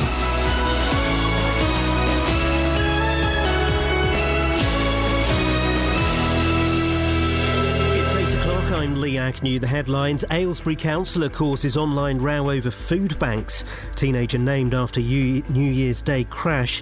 And Labour demands a cap on rail fares. BBC Three Counties Radio. A Conservative councillor in Buckinghamshire has caused an online row about food banks. Mark Wynne said they're only used by people with drug, alcohol and mental health problems. Sarah Jenkins has the details. Mr Wynne, the Aylesbury Vale councillor for Bedgrove, made the comments on Twitter following an episode of Casualty on Saturday night. He's since deleted the tweet and suspended his Twitter account. Mr Wynne says he was not at any point denying the need for food banks, and that not being able to express his view fully left himself open to what he describes as vile abuse. He also says he will visit a food bank in the next few weeks. A teenager who died after his car crashed into a river in Bedfordshire was 19-year-old Jack Nodes. He was driving along the Barford Road near Thamesford in the early hours of New Year's Day when his car left the road and went down an embankment. Friends and family have been paying tribute online. Women in Bedfordshire having trouble conceiving will only be entitled to one free cycle of IVF from now on. Previously, the NHS offered 3 cycles for those aged between 23 and 42. Mark Dyan from the Nuffield Trust says NHS managers have been forced to make tough choices to save money. Although this is a very tough decision that might be quite difficult for a lot of people trying to have children, you would hope that it was taken because the local NHS in Bedfordshire has looked at its alternatives given the financial pressure it's under and thought maybe this is the least bad option. The Labour Party says it would cap rail fares if it gets back into power. It's the first day back for many commuters travelling into London, with ticket prices on the trains having risen again. The Shadow Transport Secretary, Michael Duga, who's campaigning at Watford Junction this morning, says things need to change. Passengers are the only people on the railways that have no voice in the running of our railways, and that's one of the reasons why people keep getting clobbered at the ticket machine and are seen as a soft touch by this government and by the operating companies, and that's got to change. John Lewis has reported a 5% growth in sales in the 5 weeks to Christmas compared with the same period the year before. The rise was down entirely to a growth in orders made online. Diane World from the Retail Analyst Springboard says its dependence on internet sales was typical. Over the 5 weeks to Christmas, so that's week 52, which is the week beginning the 21st of December, footfall actually only dropped about 1.6% across the UK. So it's not a huge amount given the amount of online shopping that took place. But what has been happening is that we've noticed that the key shopping dates of Christmas Eve and Boxing Day have seen a real decline in footfall, and that's because of the move to online. In sport, Watford are out of the FA Cup after losing 3-0 at Chelsea in the third round, and the weather will be murky this morning with cloud and drizzle. Top temperatures around 9 degrees Celsius, 48 degrees Fahrenheit. You can get the latest news and sport online at bbc.co.uk/Three Counties. Thank you, Lee. Morning, this is Iain Lee, BBC Three Counties Radio. Do you want your politicians to be honest or careful in what they say? And come on, it's time we dumped Happy New Year, isn't it?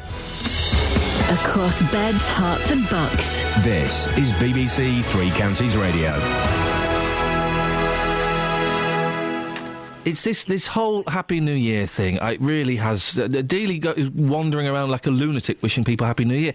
We're well into 2015 now. I'm over it. I'm so over. I don't want to be reminded.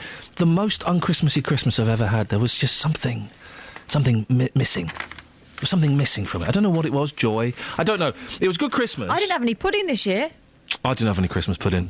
I don't think I had any pudding at all, actually. I was so stuffed after the roasties. All right. I didn't have any pudding. I did that thing where I said, no, I'll have it later. Yeah. It's at my mum's. I'll have it later. Yeah, later never came. No. I am going to see, because my eldest was ill last week, so I'm going to go and see the pantomime Wednesday. I know it's a bit late. I'm going this weekend. Yeah, I'm going Wednesday evening. But it means I've got a fake Christmas all over again. I hate it in pantomimes when they're wearing the Christmas stuff. Yeah. They're going to wish us a Happy New Year on Saturday, aren't they? They're definitely going to do that. Peter, are you going to go to pantomime this week? Not particularly, no. No. Did you go to pantomime at all? No. Whatever? No, the people here... Oh, yes, you do. The people here are going to one, actually. Oh, yes, you do? No, I don't. Yes, you do? No, I don't. Yes, you do. Ooh. Peter, what do you have a whinge about today? Is it about Kath's posh accent? I was talking... well, you've got to remember, actually, that it's not how people speak, it's what they say that matters. So you've got a problem with that rather than the way I speak? Listen to Confucius. He's good, isn't he? He's right. Yeah, he's right. Go on, Pete, because you normally speak a lot of... Anyway, yes. Well, I was just going to say, we consider ourselves successful in this country, and yet suicides are up, homelessness is up, food banks are up, and some people have a mindset about particular things that's going on in our society that make them think they've got a power over people, really. But boy, oh boy, wasn't there some great stuff on TV over Christmas? That's what people are really worried about. Well, I thought the best thing was the open all hours, basically. Peter? Yeah? A, that's a year old, and B, open all hours was never funny. But it was still... What? Oh, you're joking. It was never... Granville, I can't say me words, you big softy. We didn't have much of a choice. Not in those days. Peter, thank you very much indeed. Open all hours, never funny. Oh, for goodness sakes, good Granville. They call that comedy broad, don't they? 'Cause it's supposed to make everyone smile. Not funny at all. I tell you what's funny, Early Doors, which I watched over Christmas. Yeah, but you didn't like Series 2. No, I did. I liked it. No, listen. Focus. I liked Early Doors. I thought it was brilliant. Series 1 and 2. Oh, Nighty Night I'm watching now. Series 1, brilliant. Horrible, dark, macabre. Series 2... Is that the one where she tries to kill her husband? Yeah. Convinces him he's dying. But Series 2 is a bit rubbish, really, which is a shame. I like Julia Davis. Is that the woman? Yeah. I She's like good. her. She's horrible, Good, isn't she? yeah. But Early Doors is very funny. Anyway... They were lucky, though. They didn't go massive, so they could do what they wanted. Yeah, exactly. That's the way it works. 08459 455 555. Now back to this story in Aylesbury. This is why we're asking, do you want your politicians to be honest or careful? An Aylesbury Vale district councillor has found himself at the centre of a Twitter row after suggesting that food banks were only visited by people with drug and mental health problems. According to, the story was in the Independent, but we have spoken to Conservative councillor Mark Wynne off-air this morning. He doesn't want to come on air. The backlash was so big that he has suspended his Twitter account. And it all started with Casualty, Charlie Fairhead in Casualty. Yes, the mild-mannered, occasionally a little bit cross male nurse had a conversation with someone on the show on Saturday night, which made the councillor so cross that he got to Twitter. Saturday night, the storyline saw Charlie Fairhead talking to a young mum who initially is thought to be a drug addict. Right. But then it turns out she's suffering from malnutrition. Her son's injured crossing the road. She's full of remorse. Leads to Charlie Fairhead, played by Derek Thompson, of course. Played excellently by Derek Thompson, For star of The many Long Good years. Friday, yeah. You're not a bad mother, it's the system that's wrong, it's unforgivable, which is what prompted Councillor Wynne to tweet something that he has regretted. And what did he say? See, BBC are up to supporting Labour propaganda rubbish. The people visiting food banks are those with drug, alcohol and mental health problems, full stop. It got him 34 retweets, 7 likes and a whole lot of trouble. He was given a right going over on Twitter to the point where, by his own admission, he's deleted his account. The sort of things being said to him that we can repeat. I hope one day you're destitute and rummaging in bins for something to eat, vile creature. The Tory councillor that attacked food banks because they are used by the mentally ill has blocked me, classy guy. And another one here, I'm not an addict, not mentally ill, and I work, single mum, 2 kids, need food bank to survive. Well, I mean, councillor, the Twitter address was at CLLR Mark Wynne, WINN, and he's suspended that account, which means it will delete eventually, or he can reinstate it. But if you go and look, I mean, there are lots of people, dozens of tweets. Dominic Tristram saying, it shames this country that people like you are elected officials. You obviously have no idea how the poorest people live. Daniel says, are you serious? People visiting food banks are the most vulnerable in society. I rather hope Mark Wynne comes to regret his ill-judged tweet and makes a sizable donation to his local food bank. Not many people supporting him that I can spot. No, which is why he says he couldn't have a conversation with people anymore. He said that there became too much noise, is what he's talking about here in his statement. And the statement says that he is going to visit a food bank. Yeah, he said, I appreciate that I may have left myself open by trying to express a view on Twitter where there are not enough words to express what it really mean. I really should have said some people have addictions or mental health problems that might use food banks. As a result of not doing so, I left myself open, a lesson learned from someone who is still a very junior politician. Because of some of the vile comments that were coming through on Twitter and the fact that people did not want to listen and got themselves worked up into a frenzy, I've deleted my Twitter account. So, in conclusion, I appreciate the need for food banks for use of people in need, whatever their personal circumstances, and I salute the work that staff in them do, and I will myself go, and I will go and visit a food bank in the next few weeks. Brilliant. Great opportunity.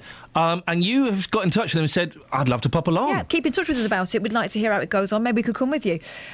He says, I will consider it, but at the moment I think not. And probably out of respect for the privacy of people working and in particular using the food banks, I would like to keep any visit low key. I have those sort of advice. Hang on a minute. You've put in a press statement that you're going to go and visit a food bank. How low key is that? Well, hang on a second. Yeah. We'll find out whether he goes or not. Yeah, OK.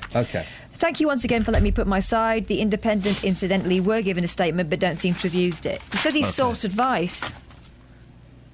As to what? Who advises? Mark, listen, I really wish you'd come on because I hope you think that we've been fair and even-handed in this conversation this morning. And it really...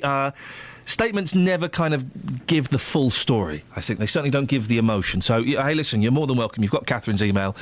Please keep in touch with her and let us know. But I kind of like honesty. I like the honesty of whether you agree with the message or not. And do you know what I like? And not necessarily in this case, but generally when politicians get themselves into hot water, rather than sending us a statement saying you regret... Just come on and say, look, I made a mistake. This is what I should have said. Come on and say, do you know what? I ballsed up and now I'm in deep... doo-doo. Don't swear on my show. And I said I wanted swearing from... But it has prompted an interesting conversation we're having about whether you want your politicians honest or careful. Mohammed's in Luton. Good morning, Mohammed. Good morning. Good morning, boss. What have you got for us? No, I just wanted to say pretty much what you guys are probably saying. Where he's a bit stupid, I think, isn't he? Knowing all the previous stuff that's happened with Twitter, you've got to be careful what you say, especially if you're in the public eye. Why do you have to be careful? I know why you have to be careful, because you could get in trouble and lose your job. But should we? If people genuinely think this, then they should be able to say these things, shouldn't they? It's one of those things, isn't it? If you're going to say it, you've got to be, big enough to then accept that you've said it, rather than, make out you've had a dodgy strain of paracetamol that's caused you to, all of a sudden become racist. Oh yeah, that was the UKIP gentleman who made references to Chinese people and gays, and it was because of his medication. Yes. Do you know what I find really? I was going to say, Mohammed, don't you think, as someone who has got to vote in a few months' time, don't you find it really useful to know who these people are? I'm going to say something that might set off Iain here. Is it Iain this morning? Yeah. What do you mean? I don't vote. I don't vote. Never voted. Hang on a minute. First of all, what do you mean, is it Iain this morning? I've been doing it the last 2 weeks. I've not had a day. I've had 3 days off. I know, but you know what? You all sound the same. All you radio presenters sound the same. Sorry, mate. Flipping. I can tell the difference between the male and female voices. Okay, well, good for you, Mohammed. I thought you'd be pleased to know that, but you and, is it JVS, the other chap? What? He's way posh. Shut up, Kath. But yeah, I sound like Jonathan Vernon Smith. Are you having a laugh, Mohammed? Come on, Mohammed, some of them talk like this. Some of them say, hello, you're listening to the radio. Where exactly are you in Luton? Because I'm going to come down and give you a boot up your backside, young man. Mohammed, I'm guessing you haven't listened very often, because I think, I have to be so careful now, because I'm at the BBC, we talk about being careful, and I'm not suggesting anyone should do this, but I do think that not voting is a relevant protest. I know lots of people disagree with that. I think it's a relevant protest. Yeah, I see the other side of the argument, you know, where people get quite passionate about it and say that the people fought the war, blah, blah, blah, so on and so forth, which is a legitimate argument, but I think, like what you're saying, it is a right to not vote, especially if you don't believe in what they all tell you. Well, this is the point, my Mohammed. reason why I don't. I wonder whether you would vote if you felt that someone was being themselves. You would vote for that person. Do you know what? It's like that Nigel Farage bloke. Fair play to him for being quite honest and upfront with what he actually is. I think he says what he sort of feels, but, you know, he's not going to win my vote. Mohammed, thank you very much. We all sound the same. I was going to say all Mohammed sound the same, then I realised what a terribly loaded statement that would be, so I managed to pull it back. And then I just said it. Oh, we all presenters sound the same? So I don't sound like Roberta. I don't think he said all well, he did say all presenters, but he meant all male presenters. He said he can tell the difference between men and women. Good for you, Mohammed. Well done. That's going to get you far in life. But I sound the same as Jay. Well, Jonathan's coming in a bit, so... Let's try that. We'll have Why don't you switcheroo and see if anyone notices? We'll have a voice-off. Travel news for beds, cards and bugs. BBC Three Counties Radio. There's been an accident on the M25. It's anti-clockwise just before junction 24 for Potters Bar, and it's causing queues to junction 25 for Enfield. 2 lanes are closed. There's a lane closed there, but it's blocked. There, while 2 lanes cars are covered off the hard shoulder. Controversial. Looking at the M1 towards London, it's very busy between junction 9 for Redbourne and 7 for Hemel Hempstead, and the A1M southbound's very busy between junction 8 for Hitchin and 7 for Stevenage. Looking at the roads in Stevenage on the speed sensors, and Hitchin Road is very busy by Corey's Mills Lane, and on the A505 eastbound in Royston, though, the accident has been cleared between Baldock Road and the Old North Road. On the trains, Thames Link are not serving London Bridge, they're going to Elephant and Castle instead. No other reports of any problems on the trains, though. Samantha Braff, BBC Three Counties Radio. So controversial. It's coming up to 8:16. It's Monday, the 5th of January. I'm Iain Lee. These are your headlines on BBC Three Counties Radio. A Conservative councillor in Aylesbury has caused a storm on Twitter by saying food banks are only used by people with drug, alcohol and mental health problems. A young man who died in the early hours of New Year's Day after his car crashed into a river near Tempsford was 19-year-old Jack Nodes. And Labour says it would cap rail fares as commuters face ticket price rises after the Christmas break. BBC Three Counties Radio.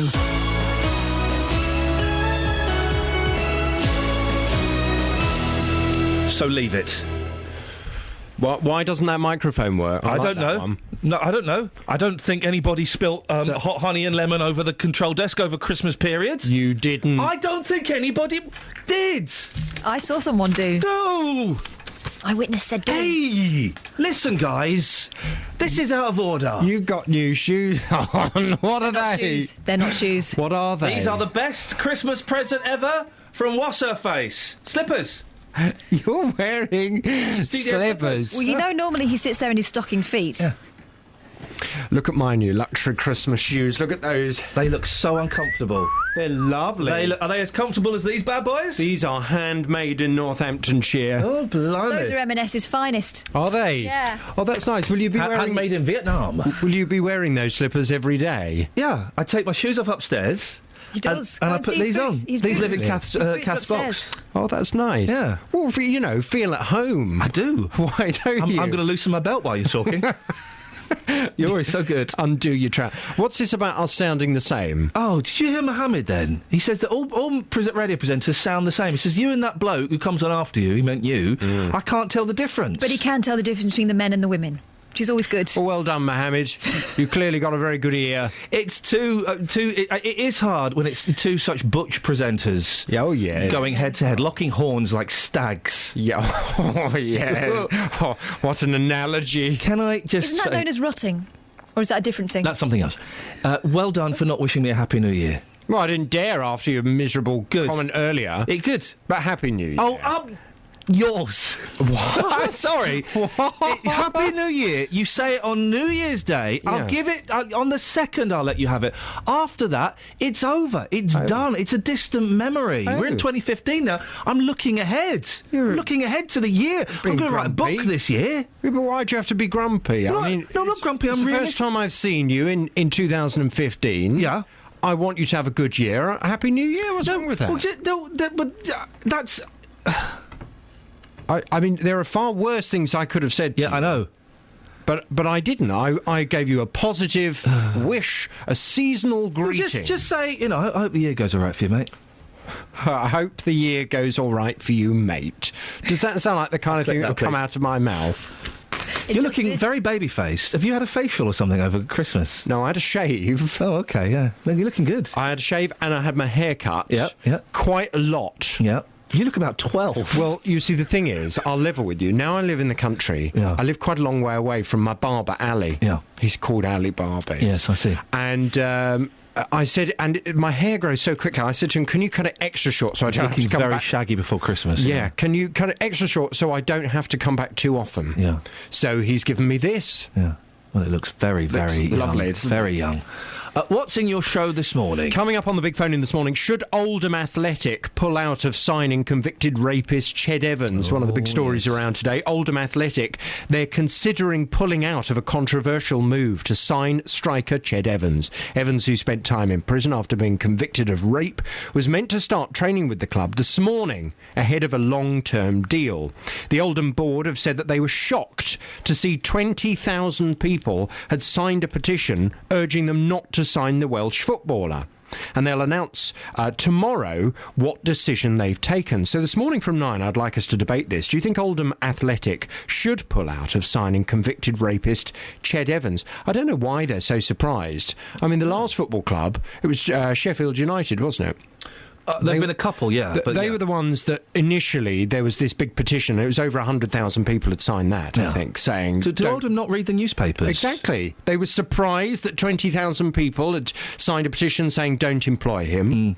Well, from 9 this morning, I want to know what you think their reaction should be. I'd love your call. 08459 455 555. Every weekday from 3. Is the best thing just to run away to a hotel somewhere? A little bit of fun. I've got a feeling that this argument unfolds in every house. The latest news. New regulations allowing parents to share the care of their child in the first year after birth come into force today. Personal Genome Service claims to offer access to more than 100 pieces of genetic information about your health. A little bit of everything. Because if you haven't got baby Jesus' nativity, then it's not a nativity, is it? Let me bring you up to speed with some local news. Good afternoon, welcome to the programme. What's your comment? We'll talk films and science fiction. I'm fascinated with science fiction films. Roberto Perroni on BBC Three Counties Radio.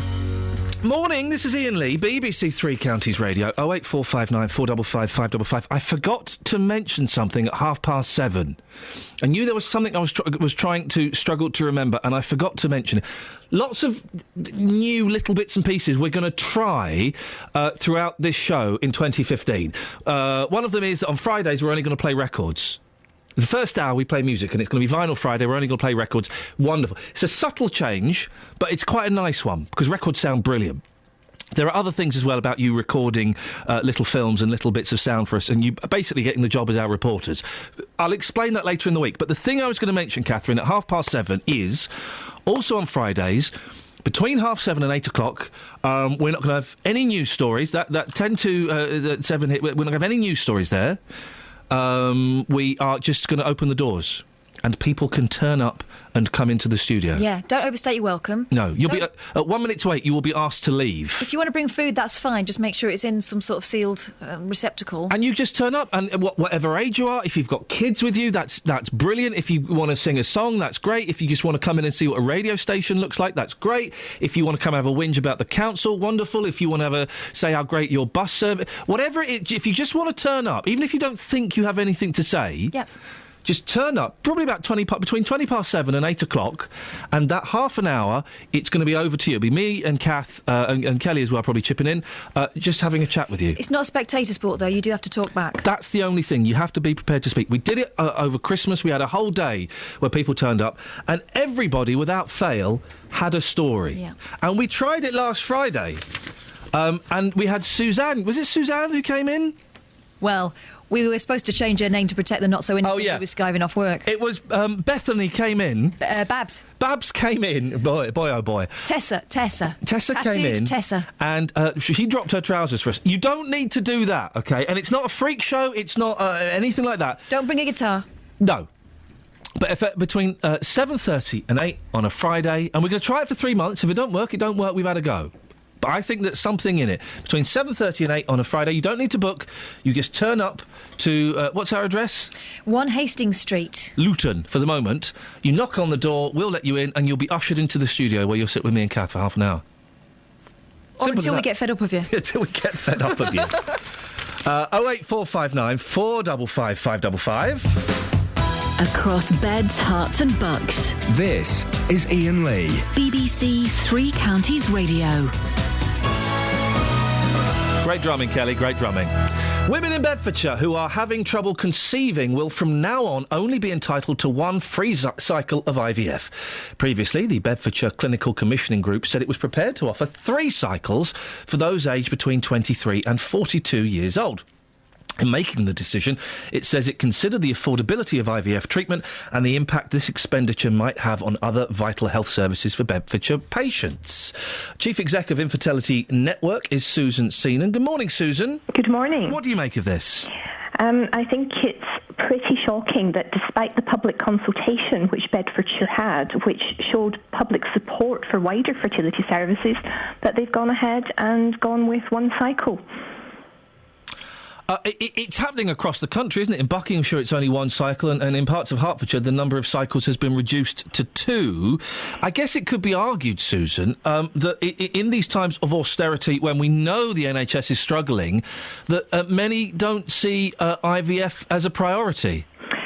Many don't see IVF as a priority, but other CCGs do. We've had a lot of CCGs over the last few months have actually increased their provision from 2 to 3 cycles, and the reason they're doing that is that we have national guidance set by the National Institute for Health and Care Excellence, NICE, which recommends up to 3 cycles for women under 40 and 1 cycle for a small group of women aged between 40 and 42. They recently published a quality standard in October last year, which re-emphasised the need for CCGs to follow the NICE guidance and to adhere to the quality standard. So there are lots of CCGs actually increasing their provision. It's not all CCGs that are actually decreasing. But what was interesting with Bedfordshire is they actually asked the public what they thought. And the public said that they favoured wider access to IVF treatment, and they've still gone ahead and cut their provision. And that's very, very unfair. Is it, Susan, in complete honesty, and my card's on the table here, I know of several friends who have benefited from IVF, but I don't quite know what my thoughts on this are in an ever, decreasing NHS when funds are being cut off, and I don't know, shouldn't more priority be given to illnesses and life-threatening conditions? Well, a couple of points there. First of all, infertility is an illness. It's defined as an illness by the World Health Organization, so it most definitely is an illness. The second point... Having children, it won't kill you, and having children could be seen as being a luxury. The second point I was going to say is that the NHS is not there just to treat life-threatening conditions. It's there to treat a lot of conditions. And to go back to the affordability of it, the government asked NICE many years ago to look at the affordability and the effectiveness of IVF services, and they did that, and they reissued the guidance in 2013. And that guidance for up to 3 cycles was based not just on clinical effectiveness, but also on the cost effectiveness of the treatment. So the experts have actually looked at this, and they have come up with the recommendations based on cost as well as clinical effectiveness. Well, it's more effective if you have 3 treatments as opposed to 1. But supposing IVF were taken out of the NHS structure altogether, would that be such a bad thing? Yes. Tell me why, Susan. Because people who are suffering from infertility deserve treatment in exactly the same way as people suffering from any other illness. People who know what they're talking about, the experts at NICE, clinicians, and I have to say, patient organisations such as Infertility Network UK, we speak to people all the time. And what's really, really frustrating for them is that we have national guidance and we have recommendations, and yet the CCGs are choosing to pick whether they want to follow that guidance, and that makes it very unfair. We don't have a local health service. We have a national health service. It's money, though, isn't it? That's the thing. And these CCGs are having to make cuts. Is it every person's right to have a baby, even if physically they can't? No, it's not everybody's right to have a baby, but it's everybody's right to try, and it's everybody's right to access the treatment that's recommended for them. That's all people are asking for. They won't all be successful, but there's lots of medical treatments out there that people get, which we know are potentially not going to be successful. But we don't say we're not going to treat you because you only have a 20 or a 30% chance of it being successful. And they deserve treatment the same as everybody else. Susan, it's really good to talk to you. I really appreciate your time this morning. No problem. Thank you very much indeed. Susan Seenan, Chief Executive of Infertility Network. I honestly don't know what my thoughts are, and that always confuses me, because normally I'm pretty... I know what I think, and I know what I believe, and I just don't know. 08459 455 555. I hope the year goes all right for you, mate. Oh, thanks. Travel news for beds, cards and bugs. BBC Three Counties Radio. On the trains, a train has broken down at Harrow and Wealdstone, so it means that there are half-hour delays on all trains to London Euston services at Euston Station from Milton Keynes and from Clapham Junction. On Virgin trains, it's also affecting London Midland trains too from Milton Keynes. On the motorways, the M25 anti-clockwise has 2 lanes closed just before junction 24 for Potters Bar because of an accident. That's causing queues from junction 25 for Enfield. And on the M1 northbound, it's very busy between the Milton Keynes South Junction and junction 14 for Milton Keynes. On the A1 southbound, it's looking very slow on the speed sensors between the St Neots Junction and the Black Cat roundabout through the roadworks. And having a look at the speed sensors in High Wycombe on the A404 southbound, it's very busy between the M40 Junction 4 for the High Wycombe Handy Cross roundabout and the Bisham roundabout. Samantha Bruff, BBC Three Counties Radio. Across beds, hearts and bugs. This is BBC Three Counties Radio.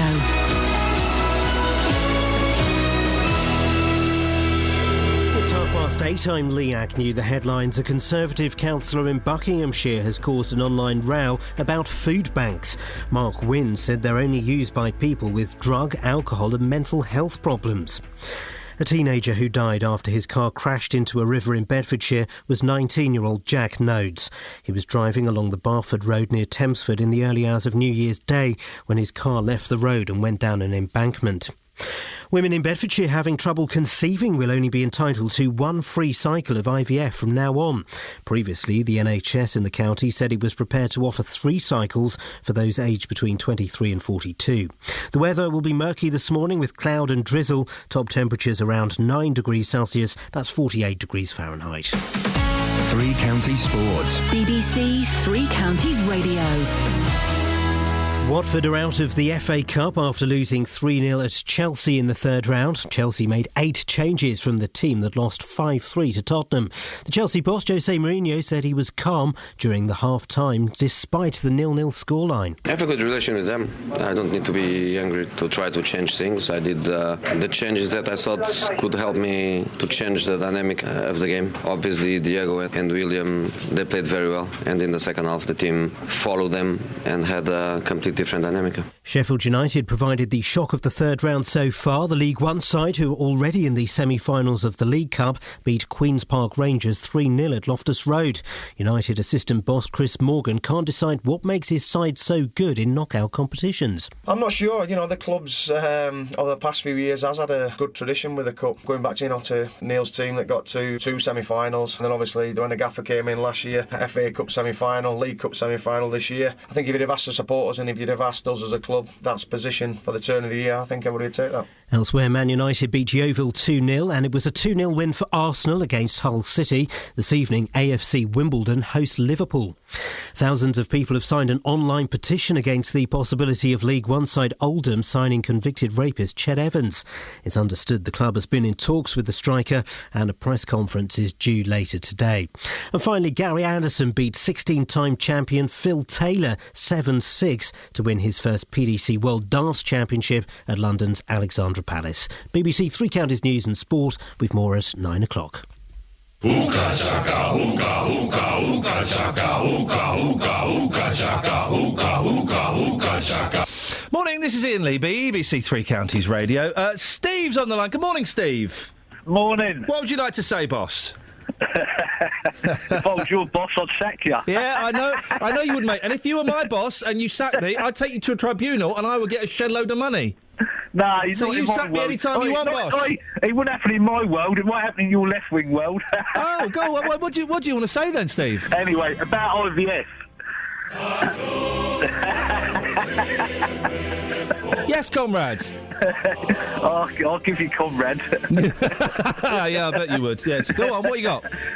IVF treatment. I mean, the NHS isn't for them kind of operations, is it, originally?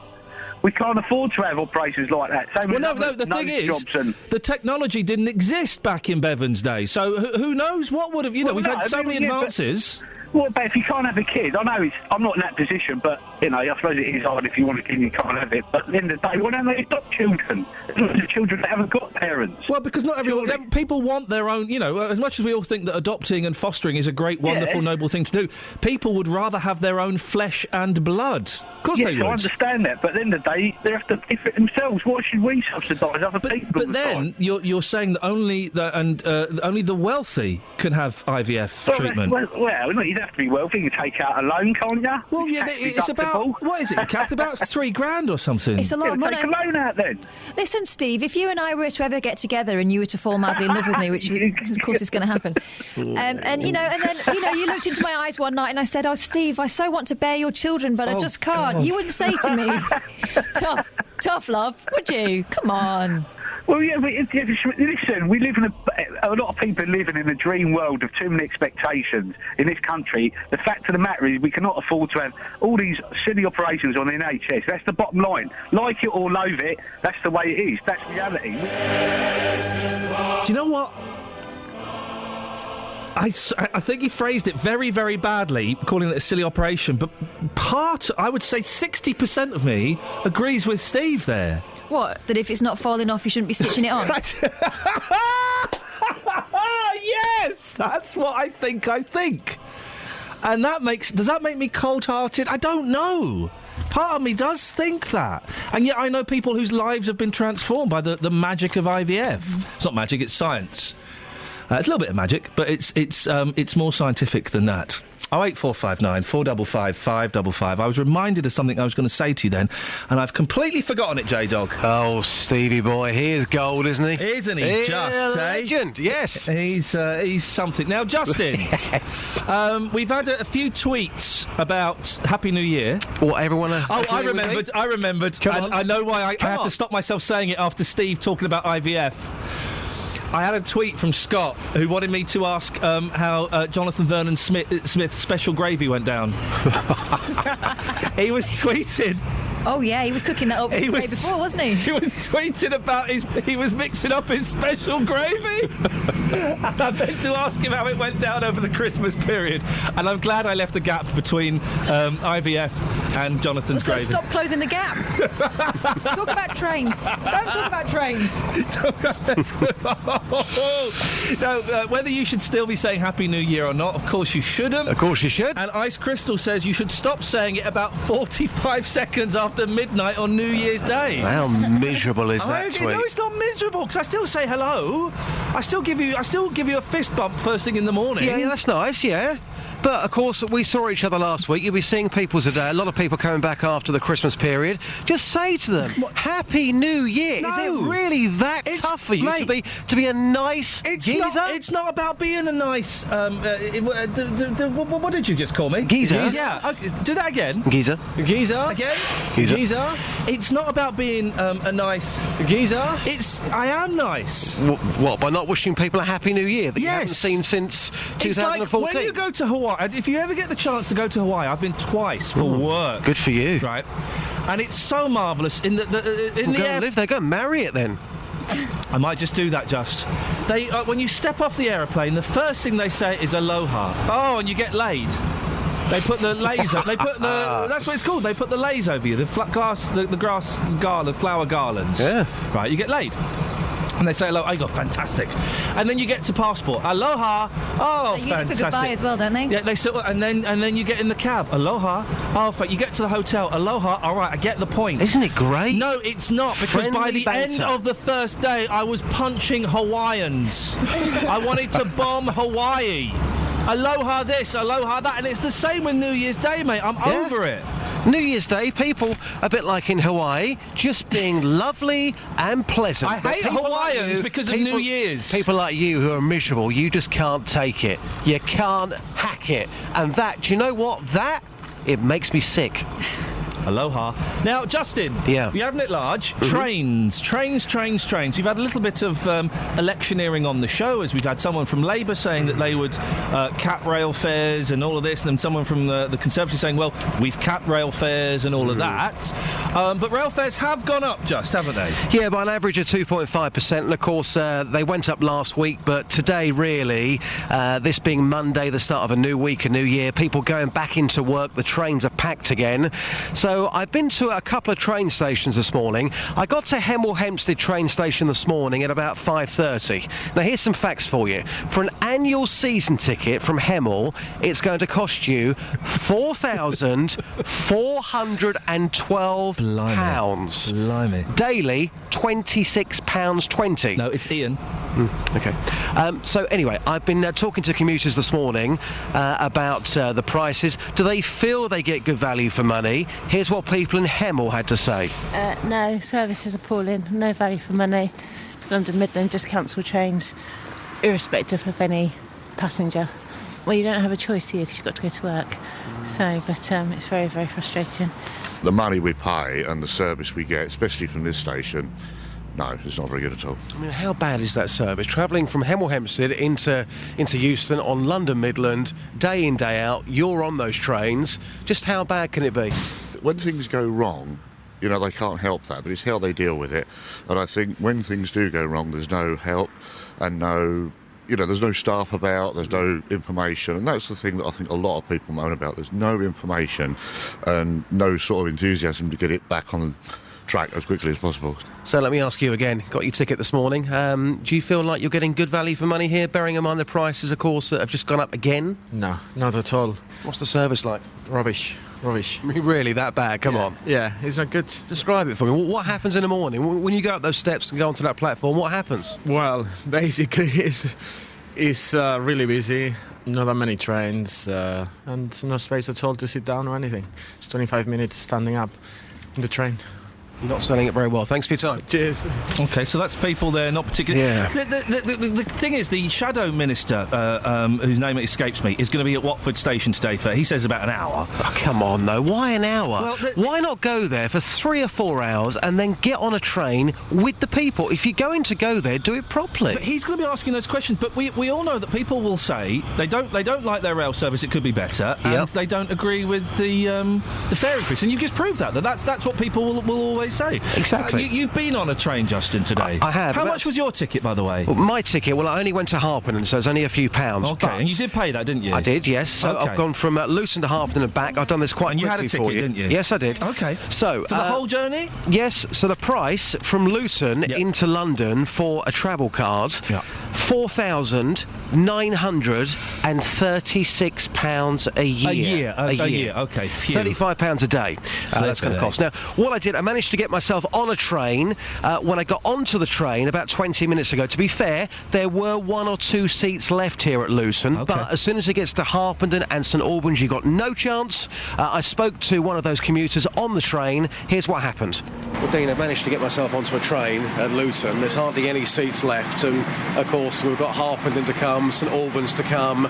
What's it like on these trains, day in, day out, at rush hour, of course? Yeah, I mean, it's pretty mixed. I mean, some days you can have a day where you don't get a seat and you stand this far up, let alone sort of Harpenden and St Albans. Other days you do get a seat. This morning was an absolute disaster because it's first day of the new year. Everyone's looking to buy their annual tickets, monthly tickets, so I couldn't actually purchase a ticket, but they've let me on the train. I've got to get it the other end at Blackfriars. There's been a lot of delays recently. The way home in the evening's probably worse at rush time than the morning in. And you're now paying more for this. How does that make you feel? It's not ideal, but I don't really have a choice because it's probably the quickest form of travel to work for me, really. Well, has it got to that point now? Well, I spoke to people last year about a similar sort of thing. Has it got to the point now where you're looking for work locally? Can you do that because you've had enough of the service? It's a really good question. It is something you do consider, because when you start weighing up the cost of commuting into London now relative to the sort of potential increased salary you receive, it is starting to become less beneficial. So looking for work locally is an option, potentially, yeah. Just lastly, I'm going to get off here at Harpenden, but as soon as we hit St Albans, I presume that there'll be people standing absolutely everywhere. Yeah. I mean, there are days where some people can't even get on and they have to wait for the next train. It's as bad as that. I dread to think what it will be like this morning. Okay, well, at least you got used to it. Thanks for your time. Happy New Year, by the way. No problem. Oh, you had to sneak that in at the end. Just because, you know what, I'm a polite, kind human being. It was just the way I was brought up, and you know what? Yes, Dealey. I had no choice in that. It was just said to me at an early age, you wish people Happy New Year. Can I just say, I know why you were on such a short train journey. Why is that? You had to stop for a growler, didn't you? You couldn't last that long without a fag. That's what it was, yeah, seriously. Yeah. Mate, seriously, make 2015 the year that you stop smoking. Come on. Oh, you're not doing all that, are you? Yeah, I am, actually. The 2015's the year of what for you? What, the Monkees? The year or we the Beach saved Dealey. Boys, or? It's the year that my mate doesn't die of cancer. Dealey, when will you stop saying Happy New Year? Probably, I would say, the day of love, Valentine's Day. And on that bombshell... Travel news for beds, cards and bugs. BBC Three Counties Radio. The day of love, Valentine's Day. He's going to stop saying it. Isn't that terrifying? Right, let's get the travel with the controversial Sammy Bruff. On the do you want me to start now? On the train. Why not? Yeah, go on. So controversial. Okay. Why? On the trains, Virgin have half-hour delays into London Euston from Milton Keynes Central and Clapham Junction because of trains broken down at Harrow and Wilston, so it's affecting Virgin trains but also causing problems on London Midland services. Looking at the M25 anti-clockwise, there are long delays because of an accident before Junction 24 for Potters Bar. There's queues reaching Junction 25 for Enfield. On the M1 northbound, it's very busy between Junction 13 for Bedford and 14 for Milton Keynes, and it's looking very busy on the A1 southbound around the Black Cat roundabout through the roadworks there. Now everyone's using it again, going back to work. Samantha Bruff, BBC Three Counties Radio. Thank you, Samantha. So controversial, isn't she? 8:45. It's Monday, the 5th of January. I'm Iain Lee. These are your headlines on BBC Three Counties Radio. A Conservative councillor in Aylesbury has caused a storm on Twitter by saying food banks are only used by people with drug, alcohol and mental health problems. A young man who died in the early hours of New Year's Day after his car crashed into a river near Tempsford was 19-year-old Jack Nodes. And couples trying to conceive in Bedfordshire will now only get one free cycle of IVF treatment. 08459 455 555. Do call up. Otherwise, after the weather, we'll be speaking to Dave in Luton. Beds, Hearts and Bucks weather. BBC Three Counties Radio. It's a bit murky out there this morning, some patchy fog still around, but it should be lifting fairly soon. Then we're left with a generally cloudy day, mostly dry, but the cloud thick enough at times to give some patchy light rain or drizzle, but not really amounting to very much. Unlike yesterday, where it felt very raw and cold, a much milder feel today with a high of 9 Celsius. It's mild and cloudy overnight, some patchy fog over higher ground again, but also some outbreaks of light rain or drizzle too. Temperatures no lower than 5 Celsius, that's 41 degrees Fahrenheit. Little change really tomorrow, cloudy, breezy, some outbreaks of rain at times during the day. The subtle difference is that the rain will tend to be a little bit more persistent and heavy for a time during the afternoon. But a high tomorrow of 11 Celsius, 52 degrees Fahrenheit. The rain will then clear away eastwards later on tomorrow. Behind it, some much colder air, so a crisp, bright start to Wednesday with a frost for many. Some sunshine for a time before it starts to cloud over. The winds will strengthen. There'll be outbreaks of rain later on Wednesday. Quite an unsettled end to the day. And on Thursday, it's sunny spells and occasional blustery showers before on Friday we return to something wetter and potentially very windy for the end of the week. Dearie me. Wet and windy. That was me at the weekend. Did you know you can get in touch with BBC Three Counties Radio wherever you are? Via Twitter at BBC3CR. Join us on Facebook, facebook.com/BBC3CR. Call us on 08459 455 555. Or text us on 81333 and start your message with 3CR. Local and vocal across Beds, Hearts and Bucks. BBC Three Counties Radio. Call 08459 455 555. BBC Three Counties Radio. 2015 is going to be the year of the Taliban and ISIS becoming ridiculous. Have you seen the stories about the Taliban and ISIS in the newspapers? There's one today that the Taliban are using one of the most annoying websites of all time, LinkedIn, to recruit people. They're using LinkedIn! Now, I'm on LinkedIn. I don't know why. Everyone's on LinkedIn, and nobody knows why. What's that you're pulling off? Fluff. Hey. Nobody knows why they're on LinkedIn, but everybody is on there. And it's impossible to leave LinkedIn. It's page... Well, Dave and Dennis, stay there. We will come to you in a minute. I just wanted to mention this. It's on page 19 of The Sun that they are using... Taliban hijack job site, LinkedIn terror bid. Oh, is it a job site? A Taliban chief has been using business networking site LinkedIn to recruit terrorists. Wanted man Ehsanullah Ehsan, who has threatened Britain with attacks, listed his skills... listed his skills as jihad and journalism on the site. Wow. Ehsan, the spokesman for Pakistan-based terror group Jamaat al-Ahrar, also provided details of education and employment history. So this is great, right? This shows that they have jumped the shark. And there was another story at the weekend, OK? So ISIS and jihadi groups have been told to target Western travel, OK? And to try and disrupt Western travel. If any of those groups are listening now, don't. No, don't. But do you know what they did? What? They hacked into the Bristol bus service timetable. Oh, no, because it said something like Western travel. They hacked in, right? So people logged on to the Bristol bus service. This is such a good story. To look at bus timetables, and there was like a black page with the ISIS flag, a message in Arabic, and then something along the lines of, we are bringing terror to your doorsteps. And there was such a great quote from a woman who went, oh, what was it she said? Oh, yeah, nice one, because it's well tough to hack into bus websites, isn't it? I hope that this is the year that ISIS and jihadis around the world, we get to see the lighter side of them and see that those guys really have got a sense of humour and they're actually massive plums. Yeah. They've got that. They don't just go Google Western travel. How do we access? Well, they've got that fella doing like a travelogue for them now, haven't they? They've got a hostage. I didn't see this. The latest video from ISIS is that they've kind of gone against the horrific videos of murdering people live, and they've now got a hostage guy, and he's doing like a Michael Palin for them.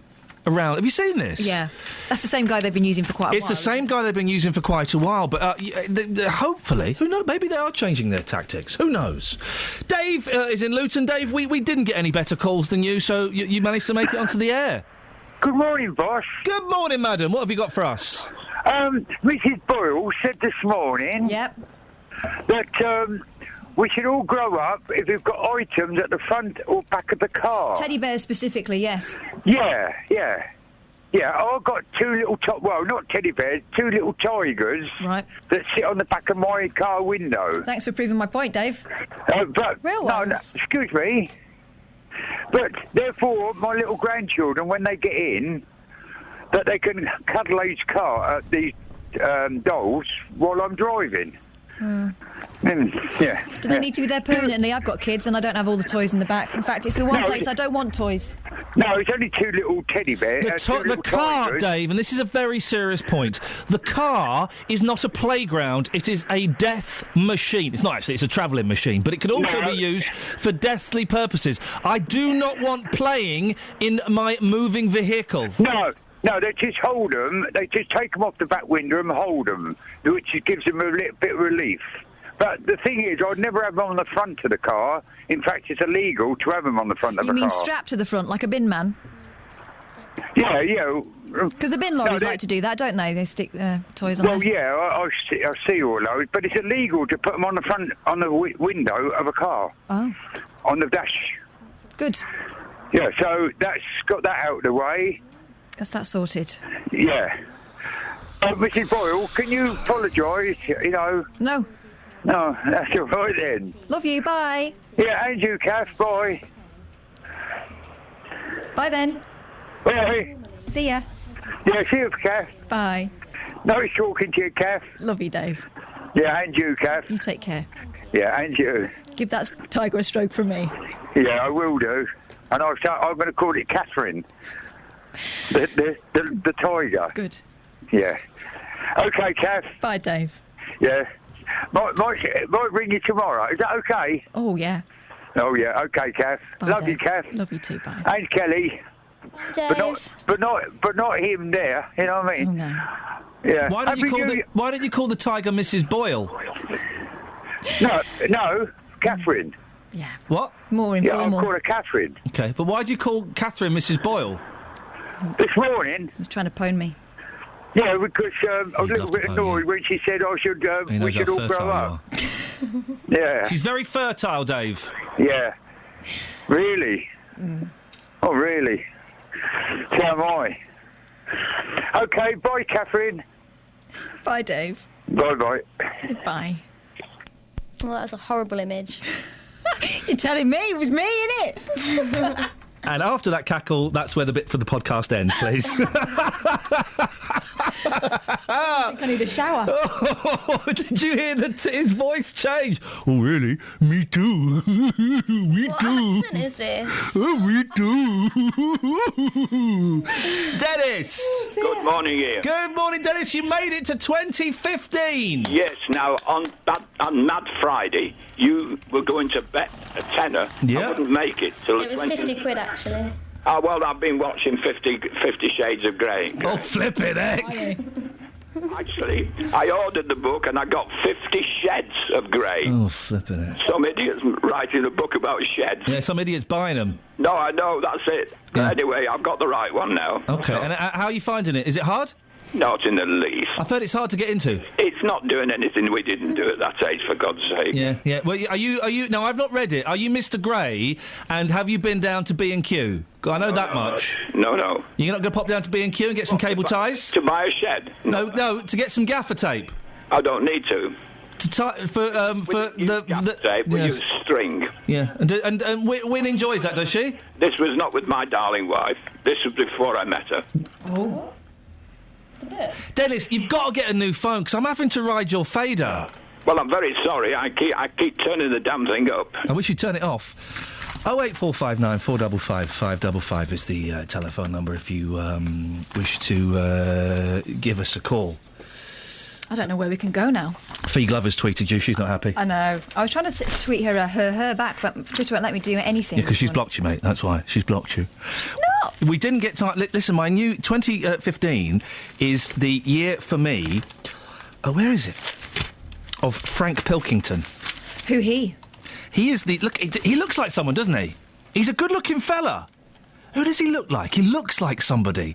He's the Sun's new psychic. Ah, I heard you talking about him. He's the Sun's new psychic, and he's in the... They're pushing him a lot. He's got really... He looks like someone. I can't think who he looks like.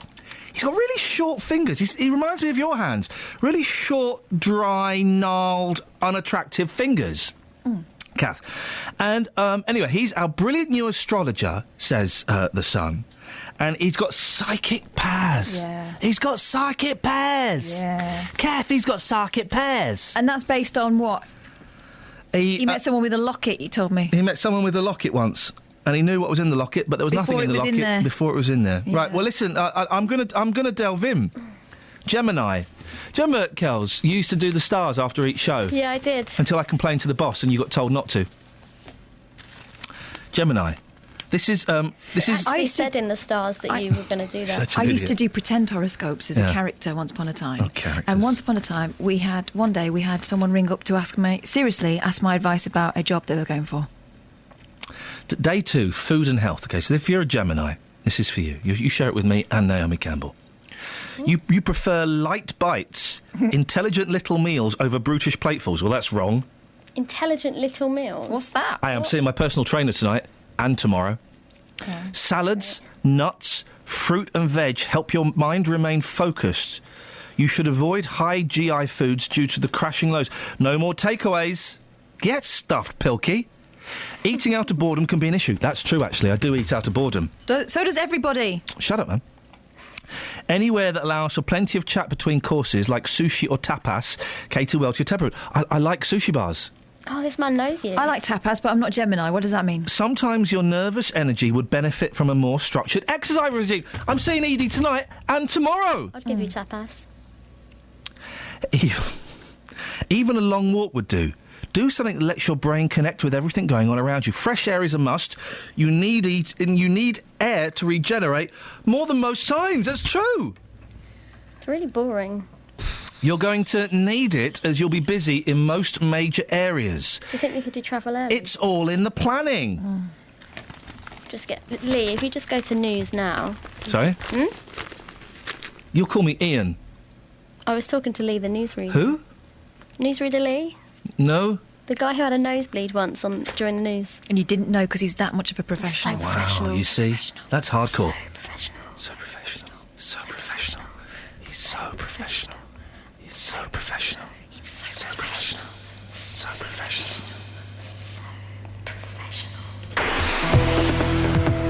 Travel news for beds, cards and bugs. BBC Three Counties Radio.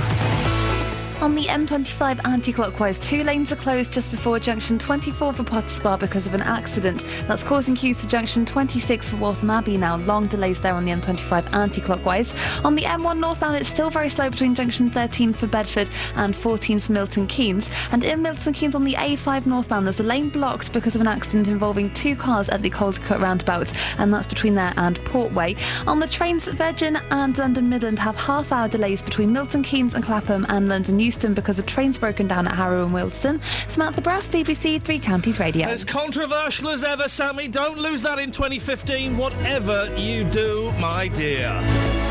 That's it, that's your lot. By the way, there were podcasts released over Christmas. If you missed them, go to iTunes or the Three Counties website. And don't forget, on Friday, between 7:30 and 8 o'clock, you're all invited to the studio.